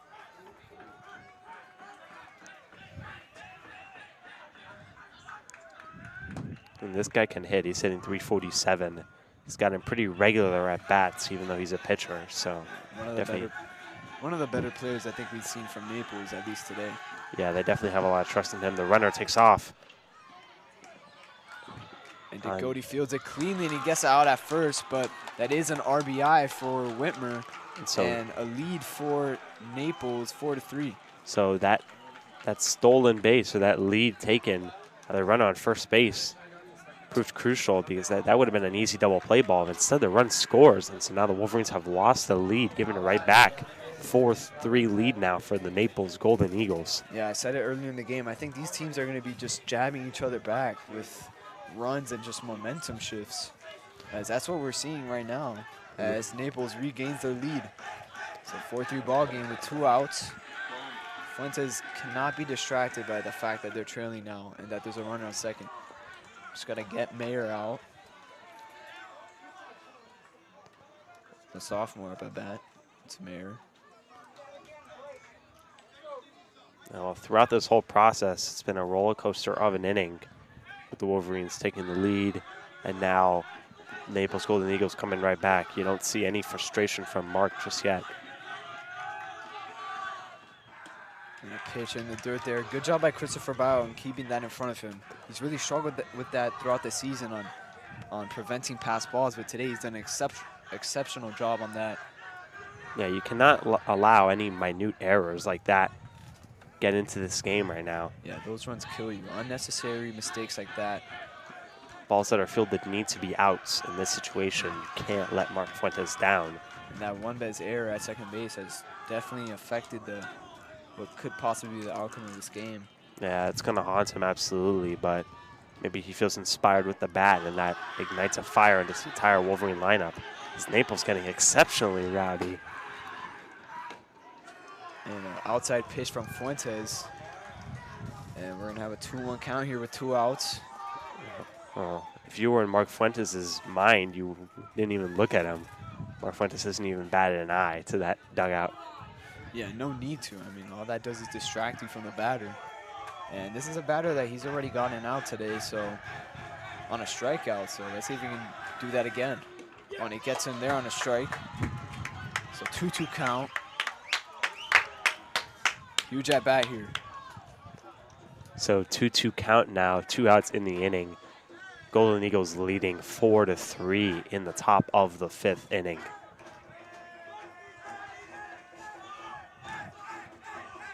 Fuentes deals, high pitch, that's in for a ball. We're gonna get a full count.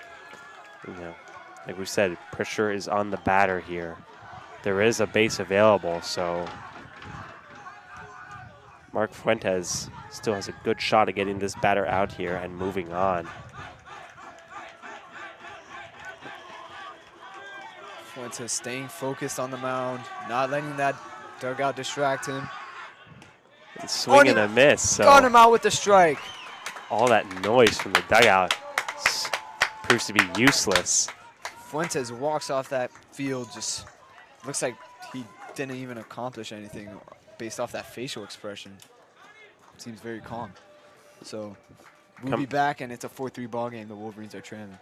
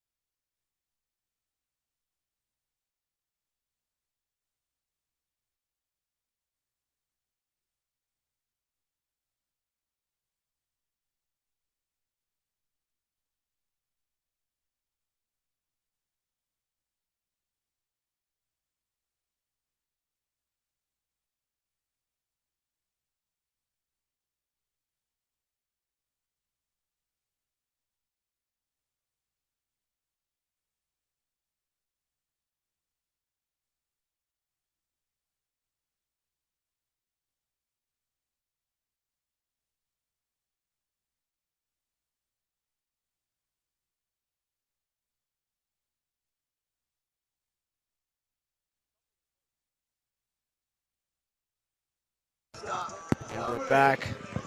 The shortstop, Brandon Degody, is now up at bat. The Wolverines are trailing 4-3. They gave up that lead they had last inning off a few errors, one of those being from Matt Wimbes, who now did go to the bullpen to get some pitches in, and he could possibly come in the next inning for Mark Fuentes on the mound. Yeah, so Johnny King going back for another inning of work here, but Brandon Degody has had success so far in this game. He's singled and he's walked. Yeah, definitely been he's definitely had one of the better performances tonight. Yeah, hits have been kind of sparse in the lineup so far, but let's see if he can continue that here with this at bat. Big inning here in the bottom of the 5th inning. yeah, the game has kind of melded all into one big inning as it's really come down to the duel here between the pitcher and the batter. Really, that's what baseball is there's a first ball into Degody. High pitch in for a ball. Nice take from Degody. Big at bat here. King deals. Oh, big swing from Degody. Just hits the tip of the bat, but falls into the catcher's glove, so that's in for the first strike. Yeah, I mean, every single at bat is a big at bat going forward. Obviously, can't give anything up with 9 outs left in this game for the Wolverines. King again. Degody fouls that one off into the parking lot towards the buses. So 1-2 count for Degody, no outs. Nick Alonso is on deck with Christopher Baio following Nick Alonso. So the thick of the lineup here for the Wolverines. This is where you want to bring in most of your runs. Nick Alonso was key contributor in tying the game, the 2 RBI single center field earlier in the game. So outside pitch for a ball there. Degody staying patient up in that batter's box. Yeah, I mean, this game has been really back and forth. So expect these high tension at bats to be going the rest of the way. Oh, nice hit from Degody up the middle. Nice play from the shortstop, and he is going to get him out at first. Yeah, it was a great running play there by the shortstop, Jason Bello. They had to check on him earlier, make sure he wasn't injured, but based on that play, he looks just fine. Brandon DeGote has good speed, but couldn't make it to first. Nick Alonso now up at bat. Last time he was up, he tied the ball game for the Wolverines.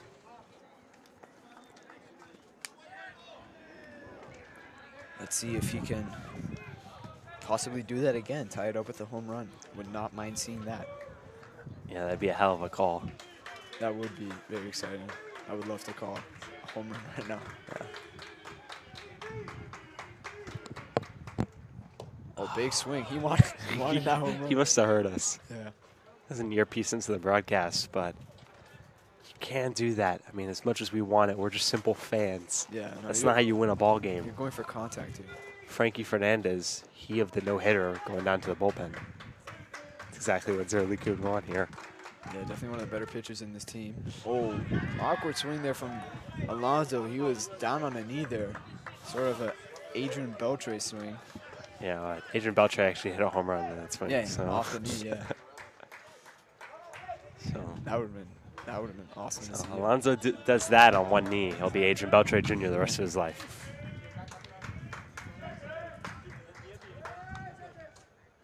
Low pitching for a ball there. Yeah, that ball a little too low for Alonso's liking. Yeah, 1-2 count. Unless he has been playing some golf recently, no reason to swing at that pitch. I know, in Miami in May, I mean, golf season, it's kind of warm.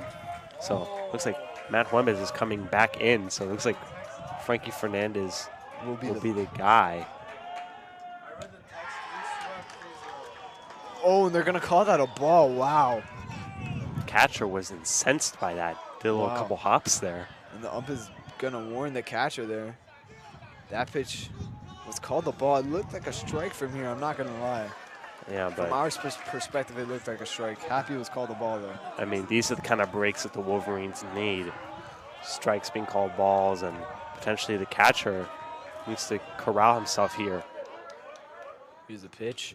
Oh, big swing from Nick Alonso. Fouls it back to the backstop. Yeah, getting deep in his stance there. So 2 strikes and 2 balls now. 1 out in the inning. We're in the bottom of the 5th inning. Wolverines trailing by a run, 4-3. Johnny King gets a sign. Takes that pitch. Oh, bad take from Nick Alonso there. I mean, that was a pitch that was called the ball previously. I mean, that was just, that came into the zone so slow. Yeah, I see Nick Alonso frustrated as he hits himself with his bat. Oh my gosh. Oh. Very frustrated in the dugout, Nick Alonso. But now we have Christopher Baio, the home run hitter for the Wolverines, up at bat. Right now, frustration may be what the Wolverines are feeling right now, but that's not the solution for the team. It's got to come up with a patient at bat, and hopefully Chris Baio can be the leader of that change with 2 outs now in the inning. Wolverines came up with their last rally with 2 outs, so no reason they can't do it again as Baio takes a strike. That pitch is in for a low strike. So 0-1 count here with 2 outs.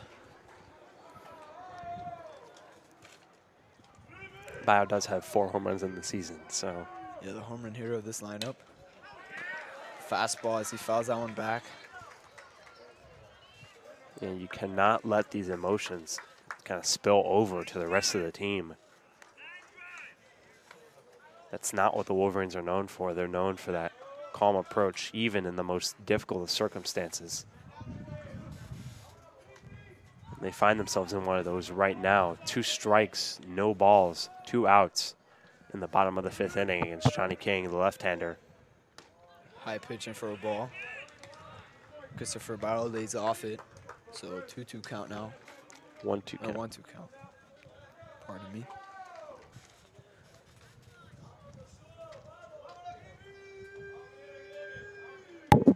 Here's a pitch from King. Oh, Baio, awkward swing. And King gets out of the inning without giving up a run, and Naples retains their lead.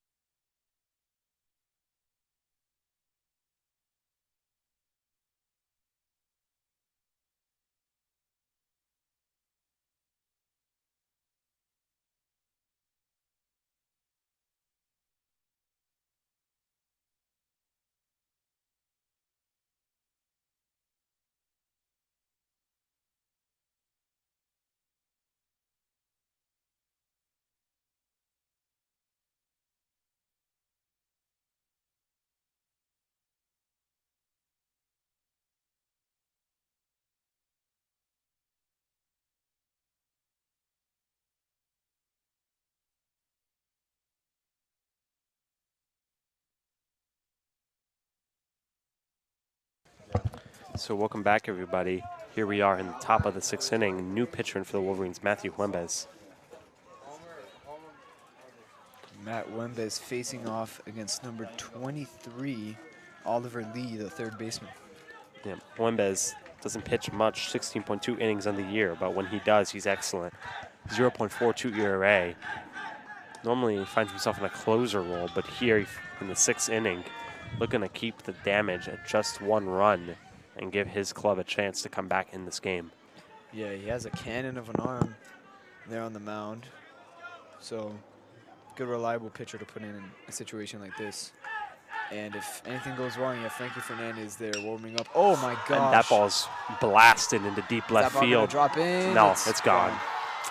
And so that is a home run for Oliver Lee. And that makes it a 5-3 ball game. So 2-run ball game. Matt Wembes facing off his first batter, allows a home run. Frankie Fernandez is warming up in the bullpen.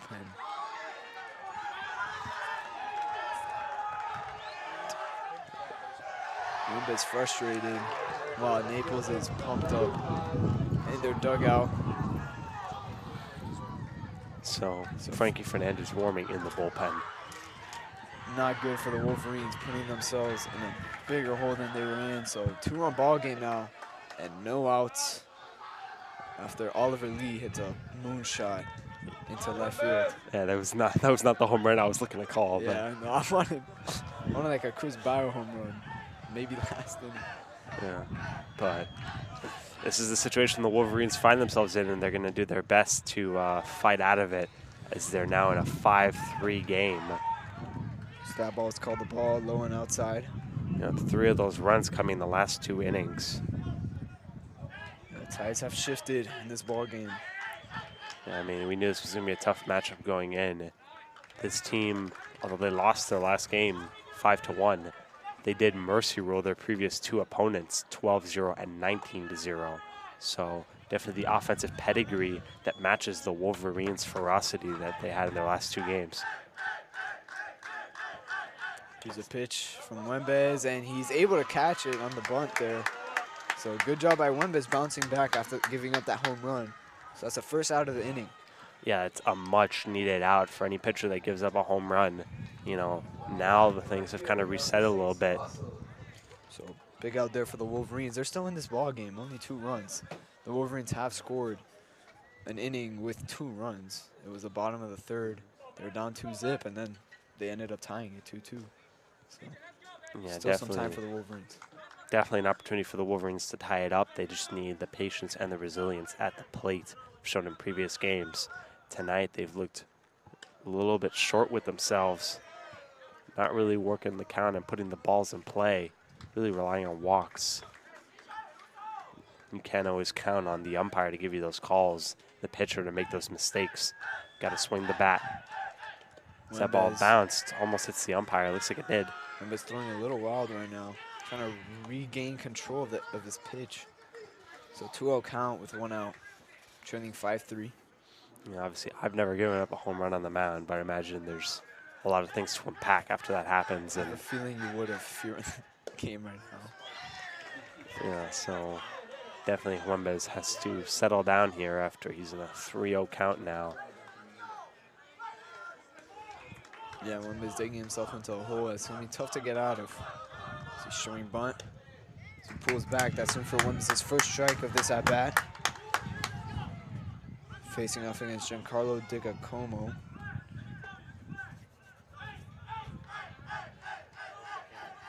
Wembes pitches again. That pitch is in for a strike. A low strike, but nice pitch there from Wembes. Yeah, C.J. Bissell has struck out twice in this game, so Huembes cannot walk him. He needs to take advantage. Another pitch from Wembes. Oh, that hits the hand of the umpire. That hurts. He's in a lot of pain. Yeah, Oh, our umpire man. immediately goes down. Trainer's rushing out there. That looks bad. As he fouled that ball off straight into the umpire. Yeah. We'll be back shortly when we have an update on that umpire injury.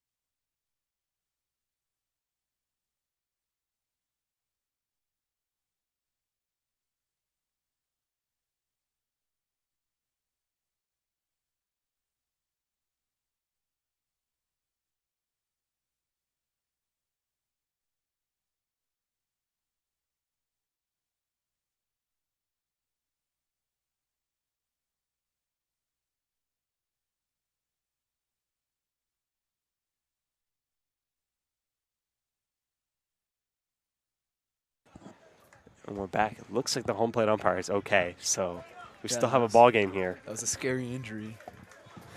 I wonder what would have happened. I guess we would have just played the game with 2 umpires. I mean, that's happened before. That's how Little League baseball works, at least. Yeah, but in this playoff environment, one of those umpires makes a bad call, and it's going to be something to keep in mind. As Wembas walks. he walks Bassell. CJ Bassell, who's struggled in this game, so Frankie Fernandez was warming up. I don't see him warming up anymore. and he might already be warm, so we'll keep an eye on that. Coach Yeah, Montaigne that's- asking if he's ready to go. Yeah, and I think they're going to bring in Frankie Fernandez soon. Wembas just needs to focus on the batter. Don't get distracted. I mean, you're still in this game. You cannot give up any more runs. It's 5-3. A double play could be in play here with number 21, Branzino up at bat. Here's a pitch from Wembas. Low in for a ball, so 1-0 count. Yeah, it's just so far in this game, Wolverine pitchers have kind of not had that X factor of dominance that they normally have shown throughout the season. Got to come after him with the first pitch strike here, but Wembas can still get this out. Just needs to dial it in. Here's a pitch from Wembas, and Branzino looked a little confused on that pitch, but swung nonetheless and fouled it off. So it's a 1-1 count.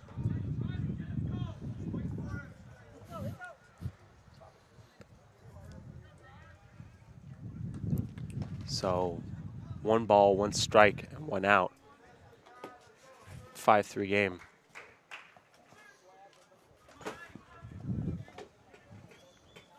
As Matthew Wembas has to deal with the runner, Bassell on first base. And a pitch, oh, that's called a ball.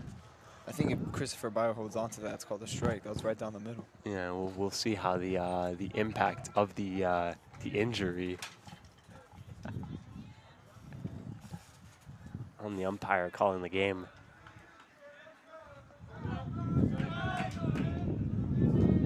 A lot of wind tonight.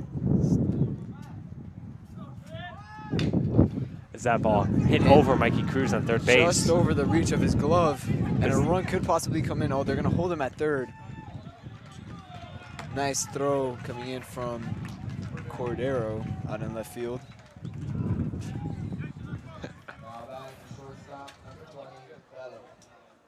Jason Bello now up at bat. Yeah, you've got to get this double play here. You cannot allow this run to score. Yeah, this is if they score a run here, I mean, that's a tough hole to dig yourself out of. 3 runs compared to 2, that's a huge difference there.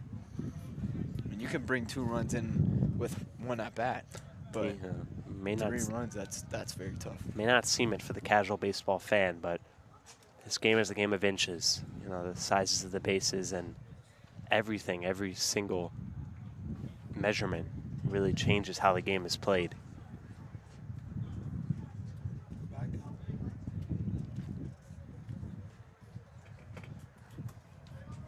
So Coach Albert here going to speak to Matt Wembas, potentially pulling from this game. Looks like he's being pulled for Frankie Fernandez. Yeah, here's Frankie Fernandez, who pitched a no-hitter earlier in the year. Hopefully he can do that in this game. One of the youngster pitchers. So Wembas returning to second base. Jordan Cordero being pulled from the game. And so, oh no, Jordan Cordero switching positions, it looks like. Looks like a that's Carlos plethora Mas. of position changes going on here Yeah, now. a lot of shifting on the field. Yeah, Carlos Mas coming in from left field. And it looks like, that'll be the only change. So we'll be back after the pitching warm-up.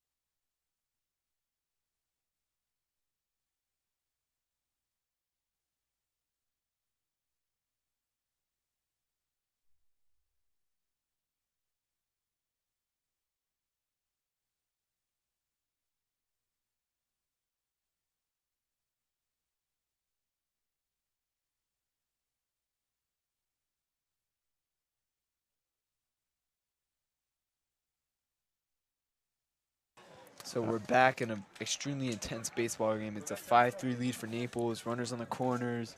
Relief pitcher Frankie Fernandez is now up on the mound. Fernandez, the second leader on the team in innings, threw a no-hitter earlier in this game, in this year. Definitely the highlight of his season so far, but he's looking to create another signature moment here, putting up a scoreless frame to keep the Wolverines in the game, 5-3 right now. Yeah, you cannot go down by more than 2 runs, in my opinion. Got to keep this thing close. Runner goes. Baio holds a throw. Good job there, not risking a run coming in. The double play possibility has been removed with that runner taking second. It has been removed, but you don't want to risk that throw because then there's a possibility that Bassell comes in from third. Yeah, we did see that happen with the Wolverines in their favor, but not much Fernandez can do here. These runners were not his, so he just got to work on limiting the contact here. So Fernandez is 3.45 ERA in the season, so definitely a serviceable pitcher for this team. But definitely don't want to burn him here. Were the Wolverines to advance, they would need him to pitch on Thursday. Yeah, and the Wolverines have a great bullpen, but I mean, after Eddie Arevalo and Kevin Castro, since Frankie Fernandez and Mark Fuentes are already pitching or have pitched, you don't have many options besides that. Yeah, obviously this Wolverine club is high in quality, but not exactly quantity. Their guys are exceptional, but the question is, if they all pitch today, not giving yourself much of a chance for Thursday's game. That pitch is in for a ball, a little low and outside. So Frankie Fernandez trying to feel himself here as he's just entering the game. So 3 3-0 balls, no strikes. That 3-0 count is not looking good for the Wolverines, as there's a chance that that Fernandez allows bases to be loaded. Yeah, Baio was going over to talk to Fernandez, but looks like he's being advised otherwise by Coach Albert. Looks like they're deciding to intentionally walk the batter. Yeah, get bases loaded, and you're going to be able to get a double play ball possibly. Yeah, it looks like they decide they don't want to have the contact there be forced. Actually, oh wait, no, it's a pinch hitter. That's. Oh wait, no. Yeah. Yeah, for a second I'm like, they're pinch hitting a 3-0 count. I mean, that guy's probably walking up to the plate thinking that he just stole candy from a baby. So now number 17 is up at bat. That is Marcos Torres. Struck out last time at bat. Calls time. So bases loaded with 1 out. The Wolverines need to get a double play here to get out of the inning. Yeah, Marcos Torres is one of the better hitters on this team, but if anything's on the ground, there's force outs at every single base. Fernandez a pitch low in the dirt. Christopher Baio does a great job on keeping that ball in front of him.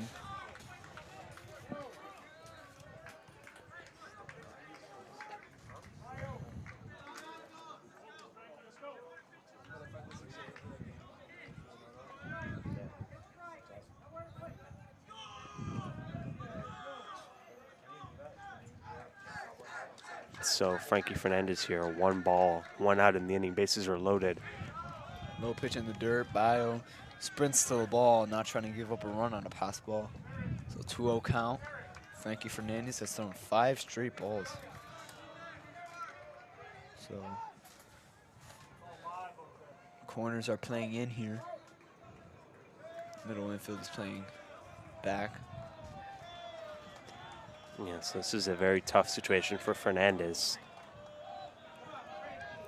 But he's going to work to the best of his ability here.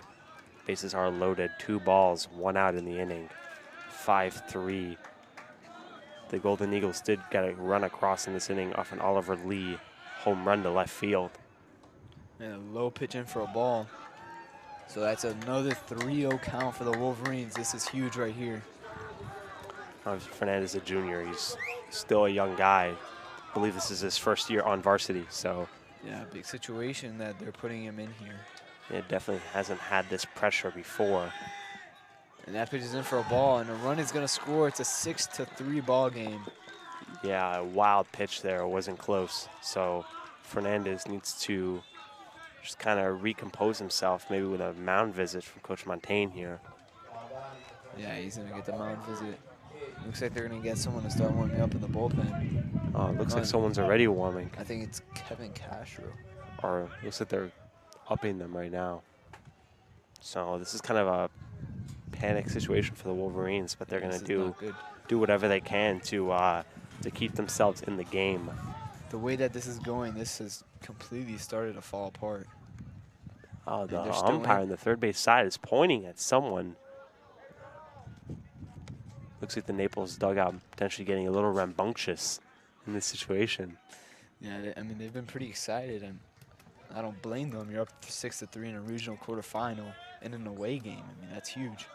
You know, there's got to be a certain level of respect for the game right now. Is that ball called? That is called a ball. How is that a ball? Nice frame from Baio. Just not enough, I guess. So it's actually Ernie Echeverria warming in the pen.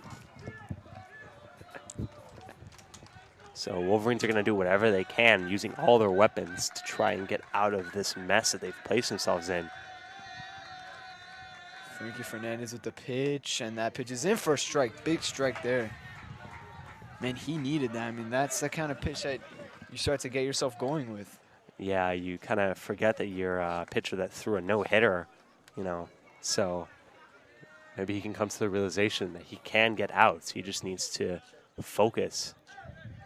Stop worrying about the worst outcome and worry about the best thing that could happen, which is the ability to get out of this inning. Oh, and a run is going to score. I thought he made contact with that. Well, obviously no instant replay, so no way for umpires to determine otherwise. So another run is going to come across, and that makes it a 7-3 ball game. This is not what the Wolverines wanted here. Trailing by 4 runs in the bottom of the 6th. In the top of the 6th.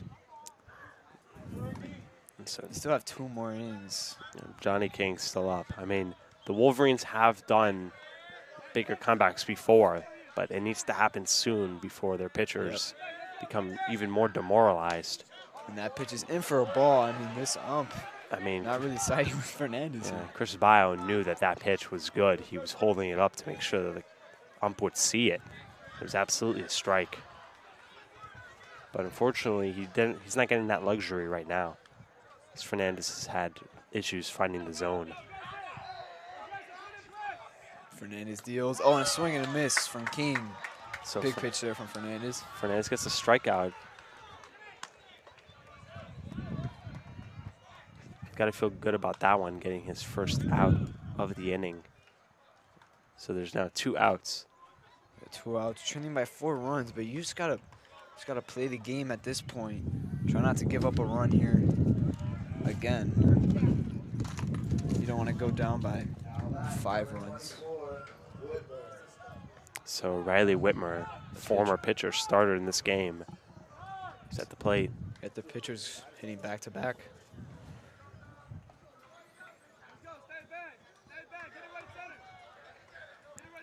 Fernandez getting his sign, taking his time here, as he should. Runners on 2nd and 3rd now. Here's a pitch, and that finds a strike zone. Good call from the ump there. And Chris Baio calls time. We're going to get a mound visit here between the catcher and pitcher.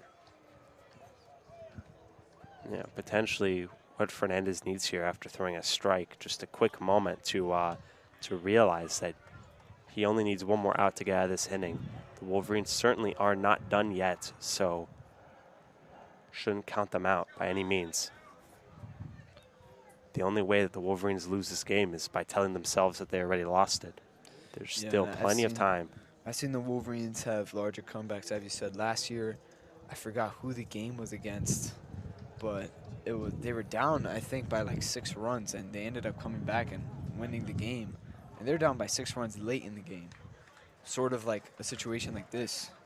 Yeah, I mean, if you've been watching the real-life MLB, the Cleveland Indians came back, I think, by 6 runs in the 9th, and the Mets came back by 6 runs also in the 9th against the Phillies. So, I mean, even at the major league level with top-of-the-line pitching, teams are able to mount comebacks with the smallest chances. So, and there's still a good chance. I mean, it's 4 runs in 2 innings. You can score 2 runs in both innings and end up tying the game. That's if your defense doesn't allow any runs.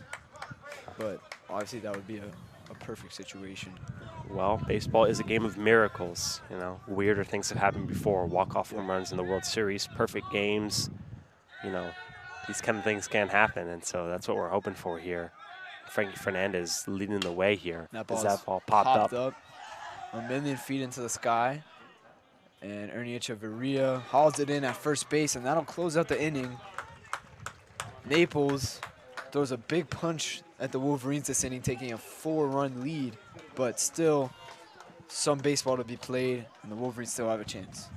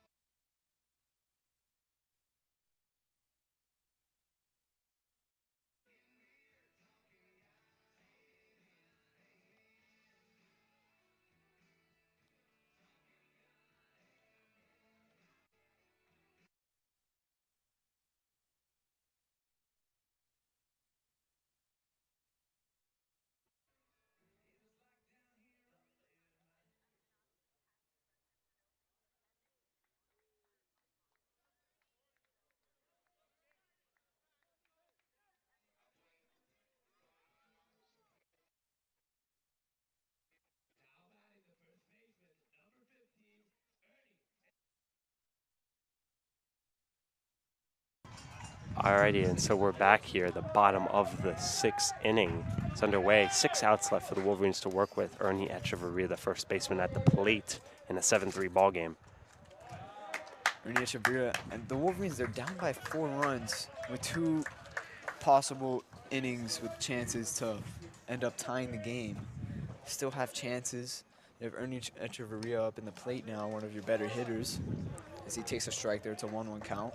Yeah, definitely this is going to be a marathon now for the Wolverines. Cannot be trying to hit home runs or anything here. They got to stick with the same thing that got them to this exact point, and that's walks, forcing the defense to make errors. Disciplined approach in 2 strike counts. And these are the factors that really propelled them into this position. Yeah, I definitely agree with your point here. And Ernie Echeverria is going to have to start that off for Belen. So he takes a ball there. The Wolverines, they just haven't figured out Richard King yet. This is how they started off against Wilmer. I mean, they struggled at first, weren't able to get anything going offensively. Then they discovered what kind of pitcher he was and ended up taking the lead on him. As Ernie takes the walk there. Yeah, let's see if they can start it going against King. Yeah, there's always got to be a start. The journey of 1,000 miles begins with a single step. And so the Wolverines will start inching towards that goal with the Echeverria walk. And hopefully that was the first step. Jordan Cordero steps in. Looks like Frankie Fernandez is done. So we'll see if it's Kevin Castro or Eduardo Arevalo that's going to come in for the next inning. Either one of those great options, Eddie Arevalo, you get a lot of velocity from him. He's pumped up. Yeah, he's a energetic pitcher, and then Kevin Castro more calm, but he's a lefty, so that brings in some diversity and could throw off the batters. Yeah, we'll see. I mean, they still have to be planning on what their game plan will be for Thursday's game, should they make it there. But for right now, all we can worry about is Johnny King versus Jordan Cordero, a lefty-lefty matchup. Cordero faked the bunt there, kind of threw off the pitch from King, so that's in for a ball. Each pitch matters at this point. Each ball, each strike, all of it matters. Yeah, definitely. There's no one warming in the pen for the Golden Eagles. So this is kind of the grace period the Wolverines get to score some runs before a new arm comes in and they have to readjust to him. So King getting a little wild here, upset with himself, kicking up some dirt. Yeah, it's where the emotions start kicking in this late in a game, in an elimination game. A lot of pressure on you. And that's in for another ball, so a 3-0 count. This is sort of similar to the situation that happened with Fernandez. Started off rough with 3-0 counts, and Naples was able to capitalize off that. And let's see if the Wolverines can do that as well.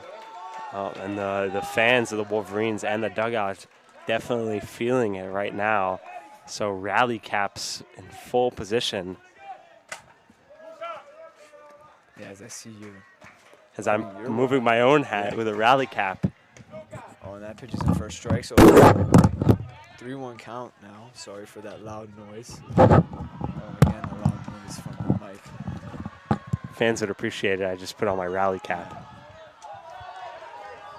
Here's a pitch from King. Oh! So we got a full count now as King fought his way back into the count. Huge pitch here with no outs and a man on first. Pitch from King, in for a ball. Oh! Whoa!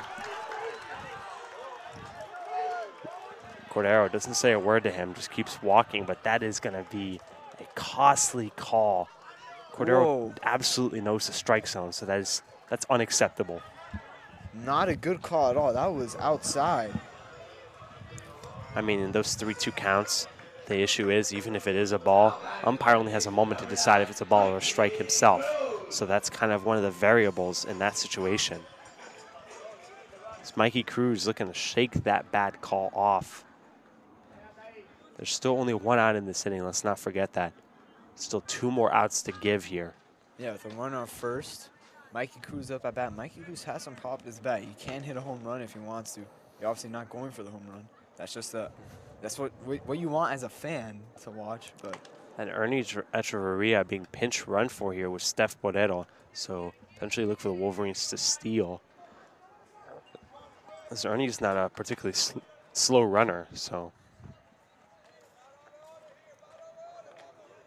maybe that injury is still nagging him, and he signaled to come out.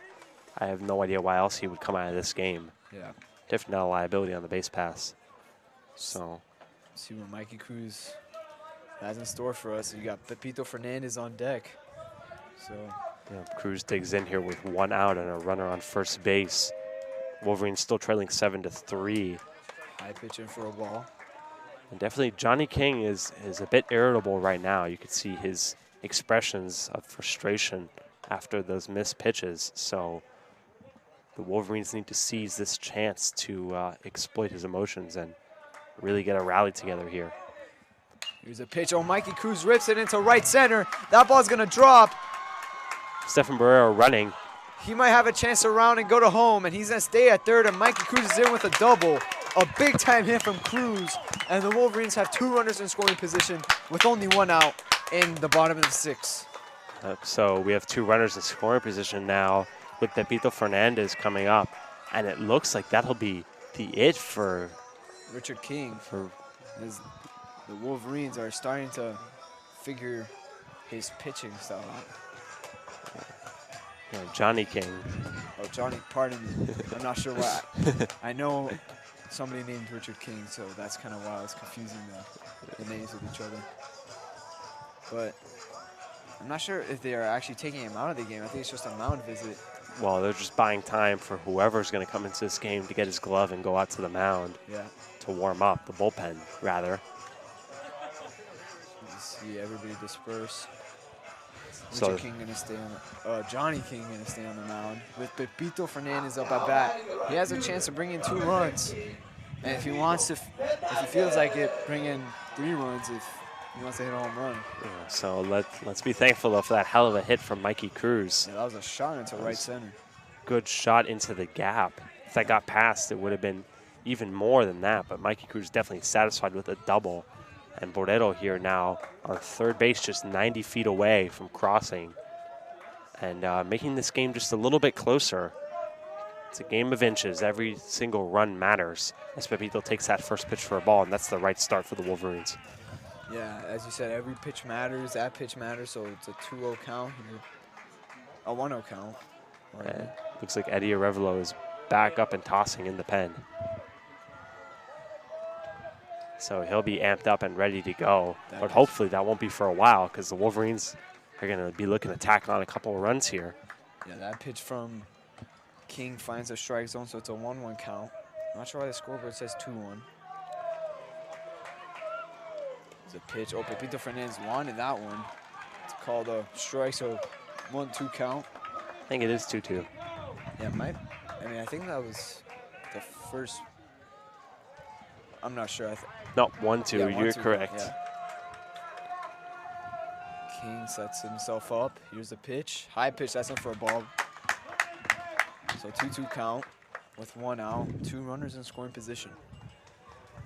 Yeah, so Pepito has the hand in this matchup here. Make contact with the ball. Left v right, so he sees that ball coming in towards him. Look for him to have some extra power. He swings and misses at that one. Yeah, big out for Naples, but not a good out for the Wolverines as Pepito Fernandez strikes out. So 2 outs with 2 men in scoring position. Raul Espuru coming up to the plate. So big at bat for Espuru. So as I mentioned earlier in the game, Raul had the chance to get that season-defining moment that he's been looking for. So this is another opportunity for him. And, you know, the game of baseball, it finds the oddest people, you know, in these spots. You know, look back throughout history, guys like Brett Phillips getting walk-off hits, you know. The game just finds you. Yeah, it does, and that's what's beautiful about the game of baseball. And hopefully that comes into play here for Raul Espuru. Yeah, so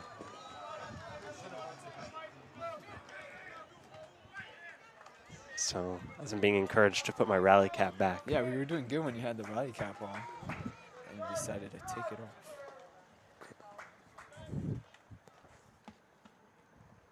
Here's a pitch. Raul Espuru fouls that one back to the parking lot. So 0-1 count now with 2 outs in the inning. Wolverines still trailing 7-3. Stefan Borrero on third base. Mikey Cruz on second. Yeah, got speed on the bases. I think you just put this ball in the outfield, and it's a 2-run ball game. Obviously, depends where you put in the outfield. As Raul Espuru making contact just late on the pitches. Yeah, 0-2 count. So look for Raul to show some plate discipline. He's kind of struggled with that in the season.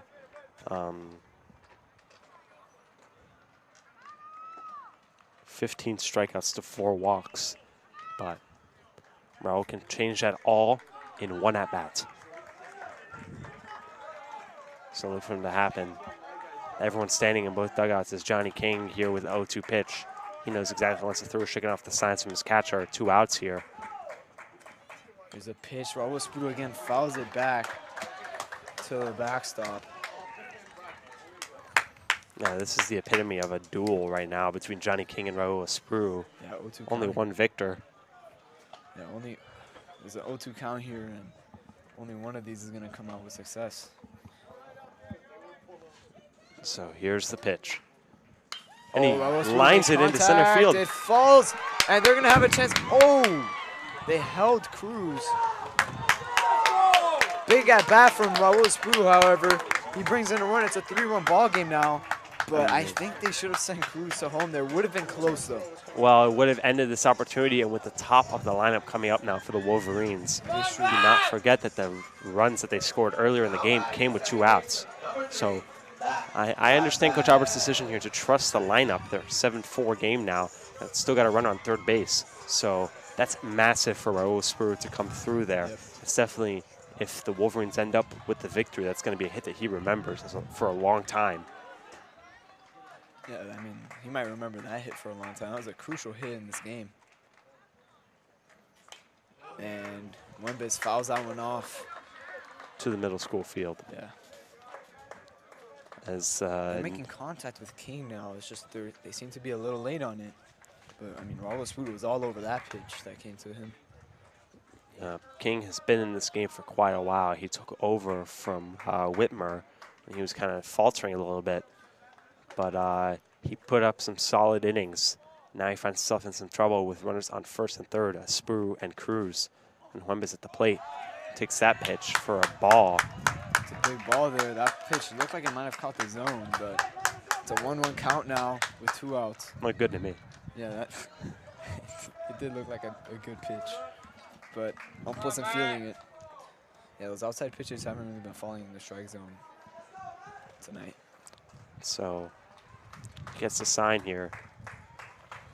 Here's a pitch from King. Ooh, Check swing. he made contact with that one. I mean, only if he went on a full swing there, who knows where that ball would have gone. Yeah, but all Huembas can do is focus on the next pitch.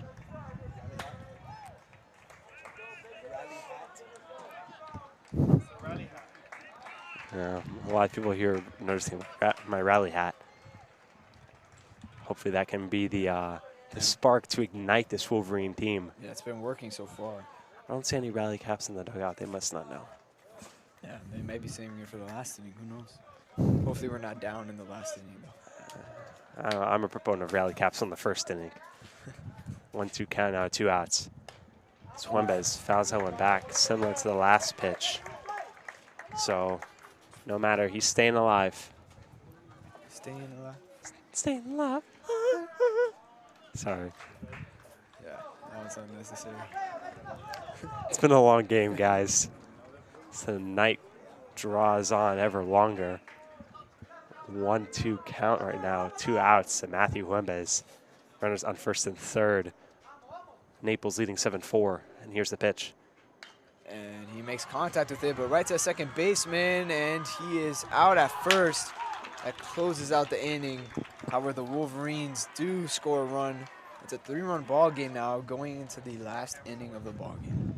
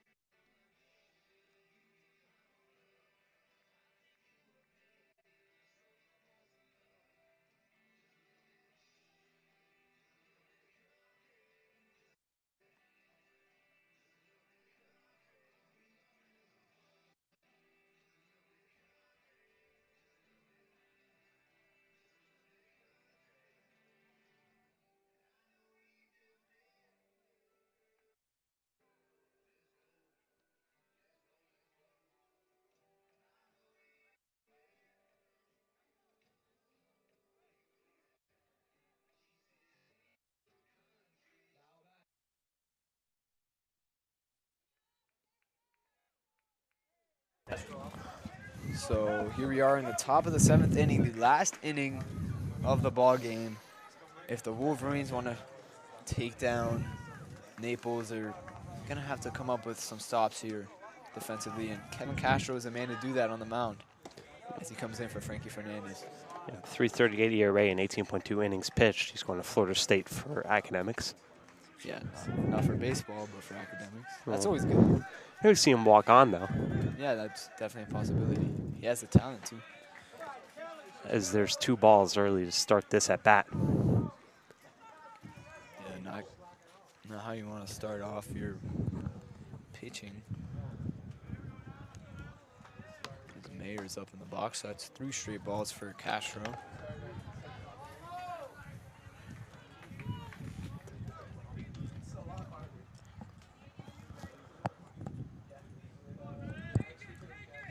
Castro deals. That pitch is in for a strikeout, the inner half of the zone. So 3-1 count here.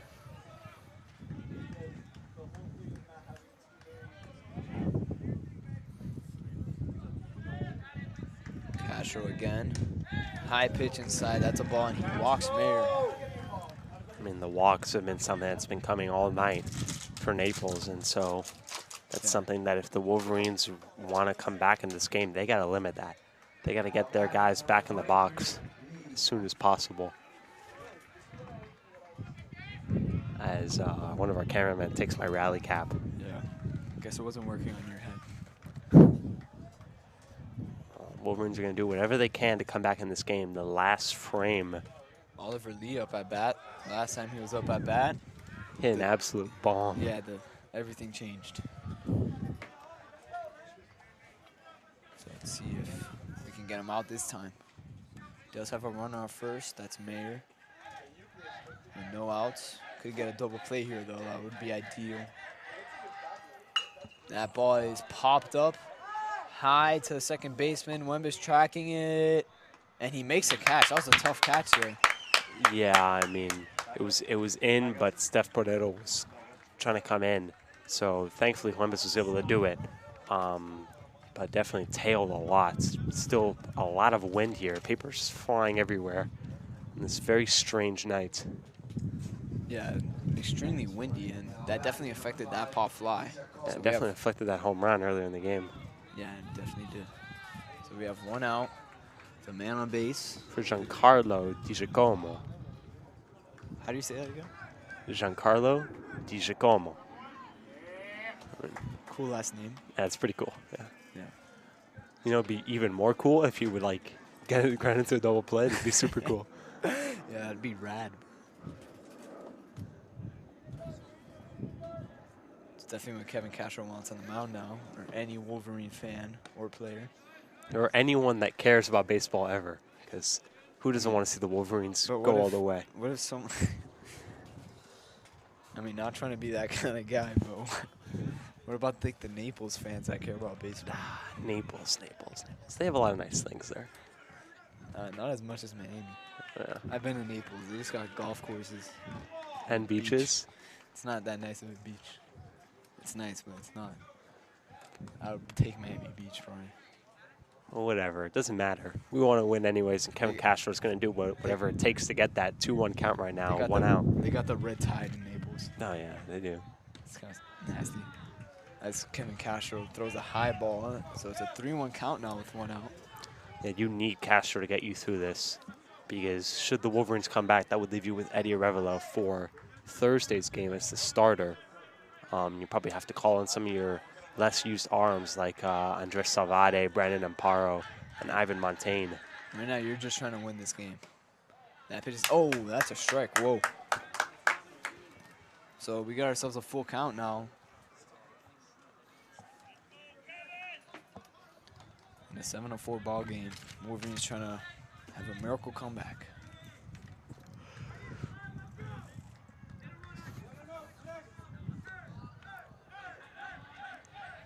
Gets a pitch from Castro, and oh, an awkward swing, and they get him out. Big out there. So there's now 2 outs. All Castro needs is 1 out, and then we're going into the bottom of the 7th. This is it right here. And this is the batter that you'd want to see right now, C.J. Basal. He did reach base in his last at-bat, but he's striking out a lot, and he's hitting below 200 on the season. So definitely the least proficient member of this Naples lineup. Yeah, that's who Castro wants to be pitching against right now. And a big swing and a miss. Each pitch counts. Each pitch has been counting the whole game, but these matter significantly more than the others.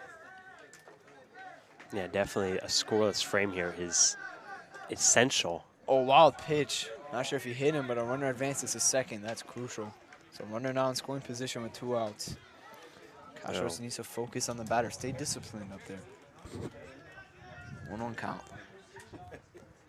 So that's something the Wolverines have also struggled with. A lot of Naples runners have advanced from first to second base. There's a pinch runner coming on here for Mayer. So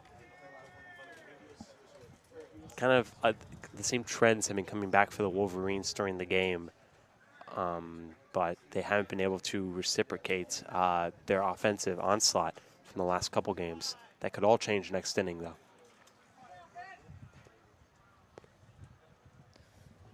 As Castro faces C.J. Bussell in a 1-1 count with 2 outs.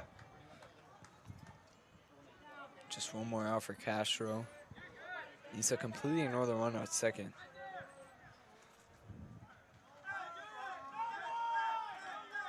Castro deals. Low pitch in the dirt. Baio keeps it in front of him. Nice scoop there behind the plate. Our paper's flying everywhere again.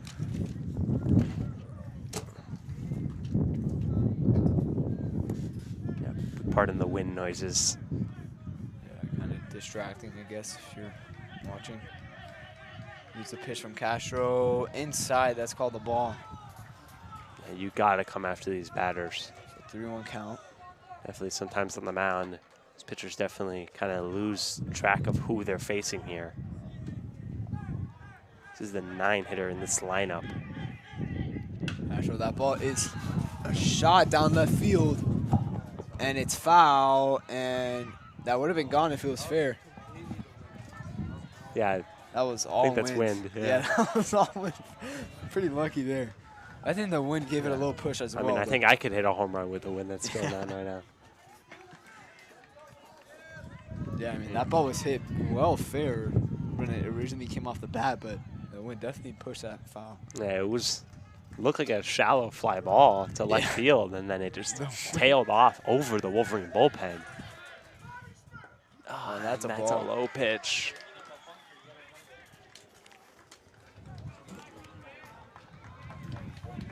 And we're getting a mound visit.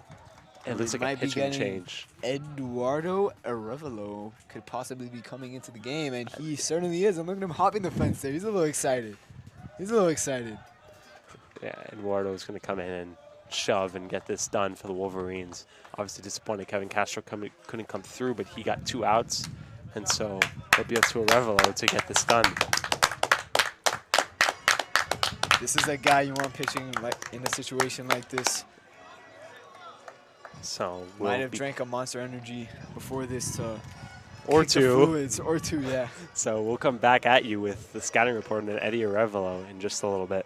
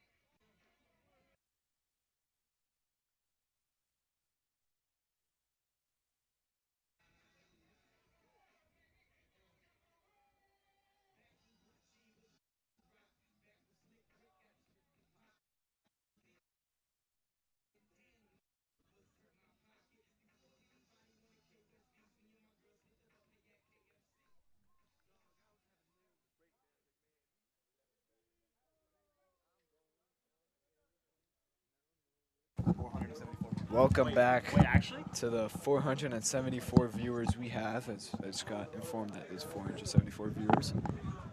We have Eddie Echeverria, the senior pitcher, on the mound, and he's pitching like his life depends on it. Well, he does that every game. I mean, this guy wears his heart on his sleeve. He's definitely one of the more exciting pitchers to watch as a fan of the Wolverines. Yeah, he's exciting to watch. Yeah, 3.13 ERA on the season, so he is pretty successful. He's almost like an entertainer rather than a baseball player. Yeah, I mean, he's still pretty good. He does allow a little bit of traffic on the bases with a 1.52 whip, but, I mean, he is effective, and he's been a staple of the Belen baseball program for as long as I can remember. Yeah, I mean, he's been pitching since 6th grade on this baseball team, so here he is in 12th. Yeah, what could be his last appearance. Yeah, if the Wolverines don't make that comeback, this would be the last time he's on the mound. And it would be the last pitcher to be on the mound for the Wolverines. He's also going to Florida State University for academics. For academics, yeah, put an emphasis. So, pretty smart baseball team. Yeah. Studious, one might say. Hello, studious. Here's a pitch from Echeverria. Oh, nice pitch from Echeverria. Big strike. Yeah, you can't do anything but root for this guy right now. Yeah. So runner on second base. 1-1 count here with 2 outs. His job is to just get 1 more out. No, he's not even bothering about the runners on second and first because a walk would move them anyways, and he's just got to focus on getting this out right now.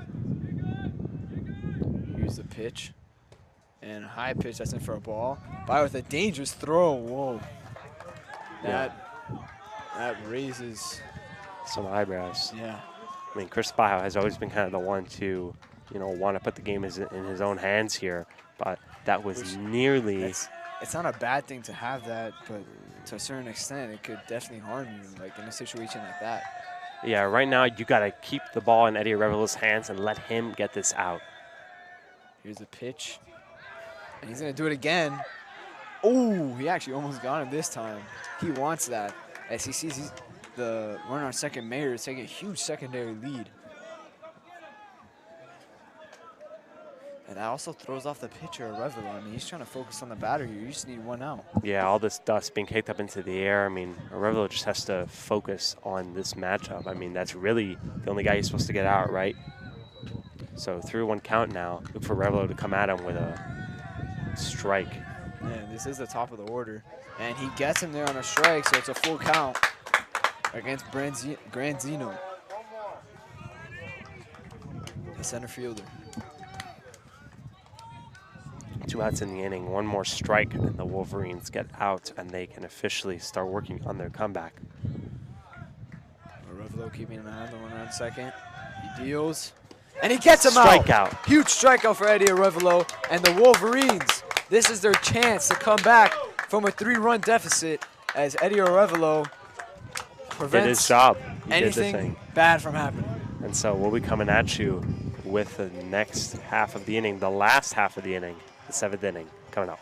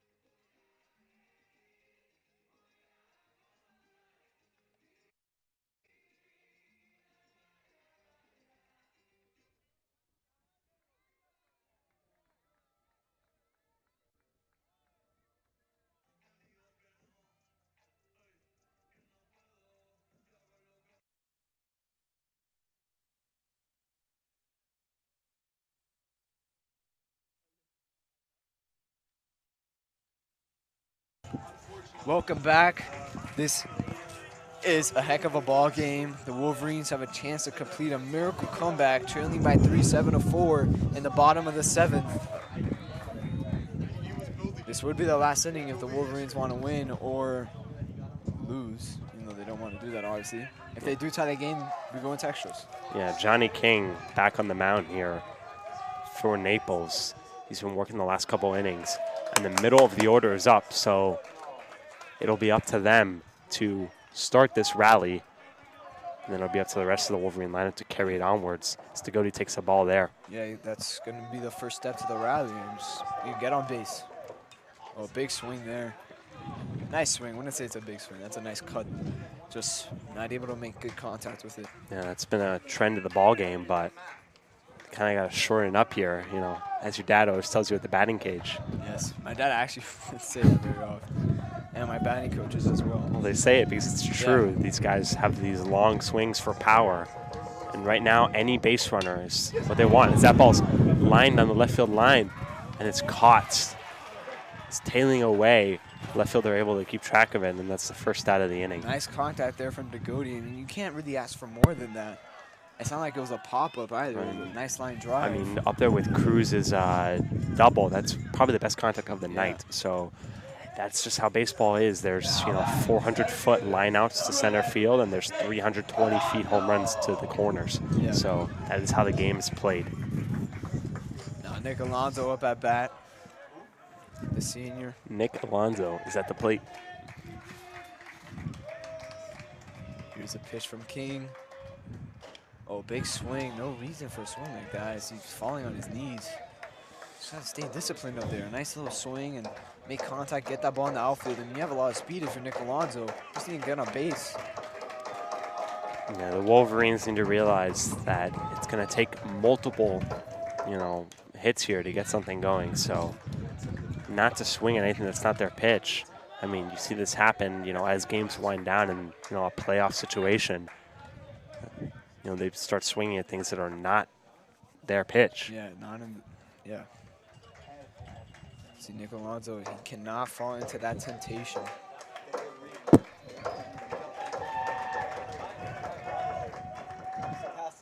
As Alonso chops that one to the pitcher. And he makes a nice throw. That's a second out, one more out, and this game will be over. And we have Christopher Baio up at bat, the Caldwell commit. Yeah, Baio really probably one of the leaders of this team, so it's up to him to continue this for the Wolverines. Yeah, here's Christopher Baio, number 22, going out to the plate. He's gonna meet with Coach Albert, see what they got in store. This is it, they're trying to find a strategy to pull this game off, trailing by 3 with 2 outs. Yeah, obviously, probably patience is at the forefront of that strategy. Alonso out only on a couple pitches there. Degodi made good contact, but it was a short at bat as well. So definitely want to work the count here. You know, you can't deviate from your bread and butter. They got to do the same things that have been working for them the entire season.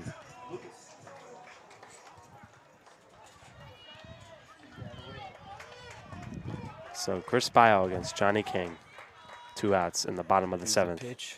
That pitch is in for a strike. I think Baio was on full take mode on that one. I don't think he was trying to go for that. Here's a pitch from King. That's it for another strike, so one more strike for the Wolverines. Their season hanging by a thread here. They're going to do whatever it takes as everyone rises here for the 0-2 pitch. That's way high. For a ball. Yeah, Baio wasn't that crazy. He wasn't going to swing at that pitch. Yeah.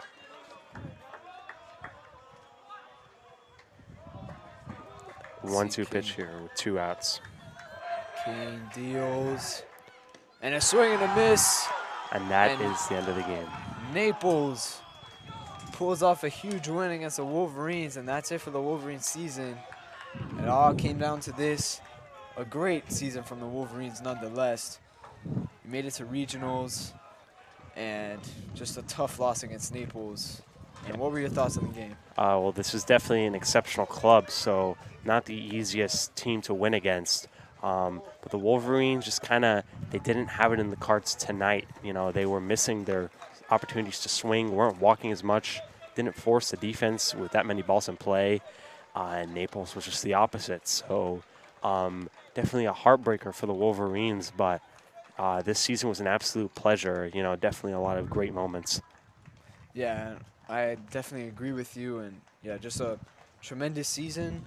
And yeah, that's it for us. And for the last time on WBLN, I'm Jose Zaraluki signing off along with. And I'm Aegon. It's an absolute pleasure to announce games and wish you guys all a good night. And thank you guys for tuning in.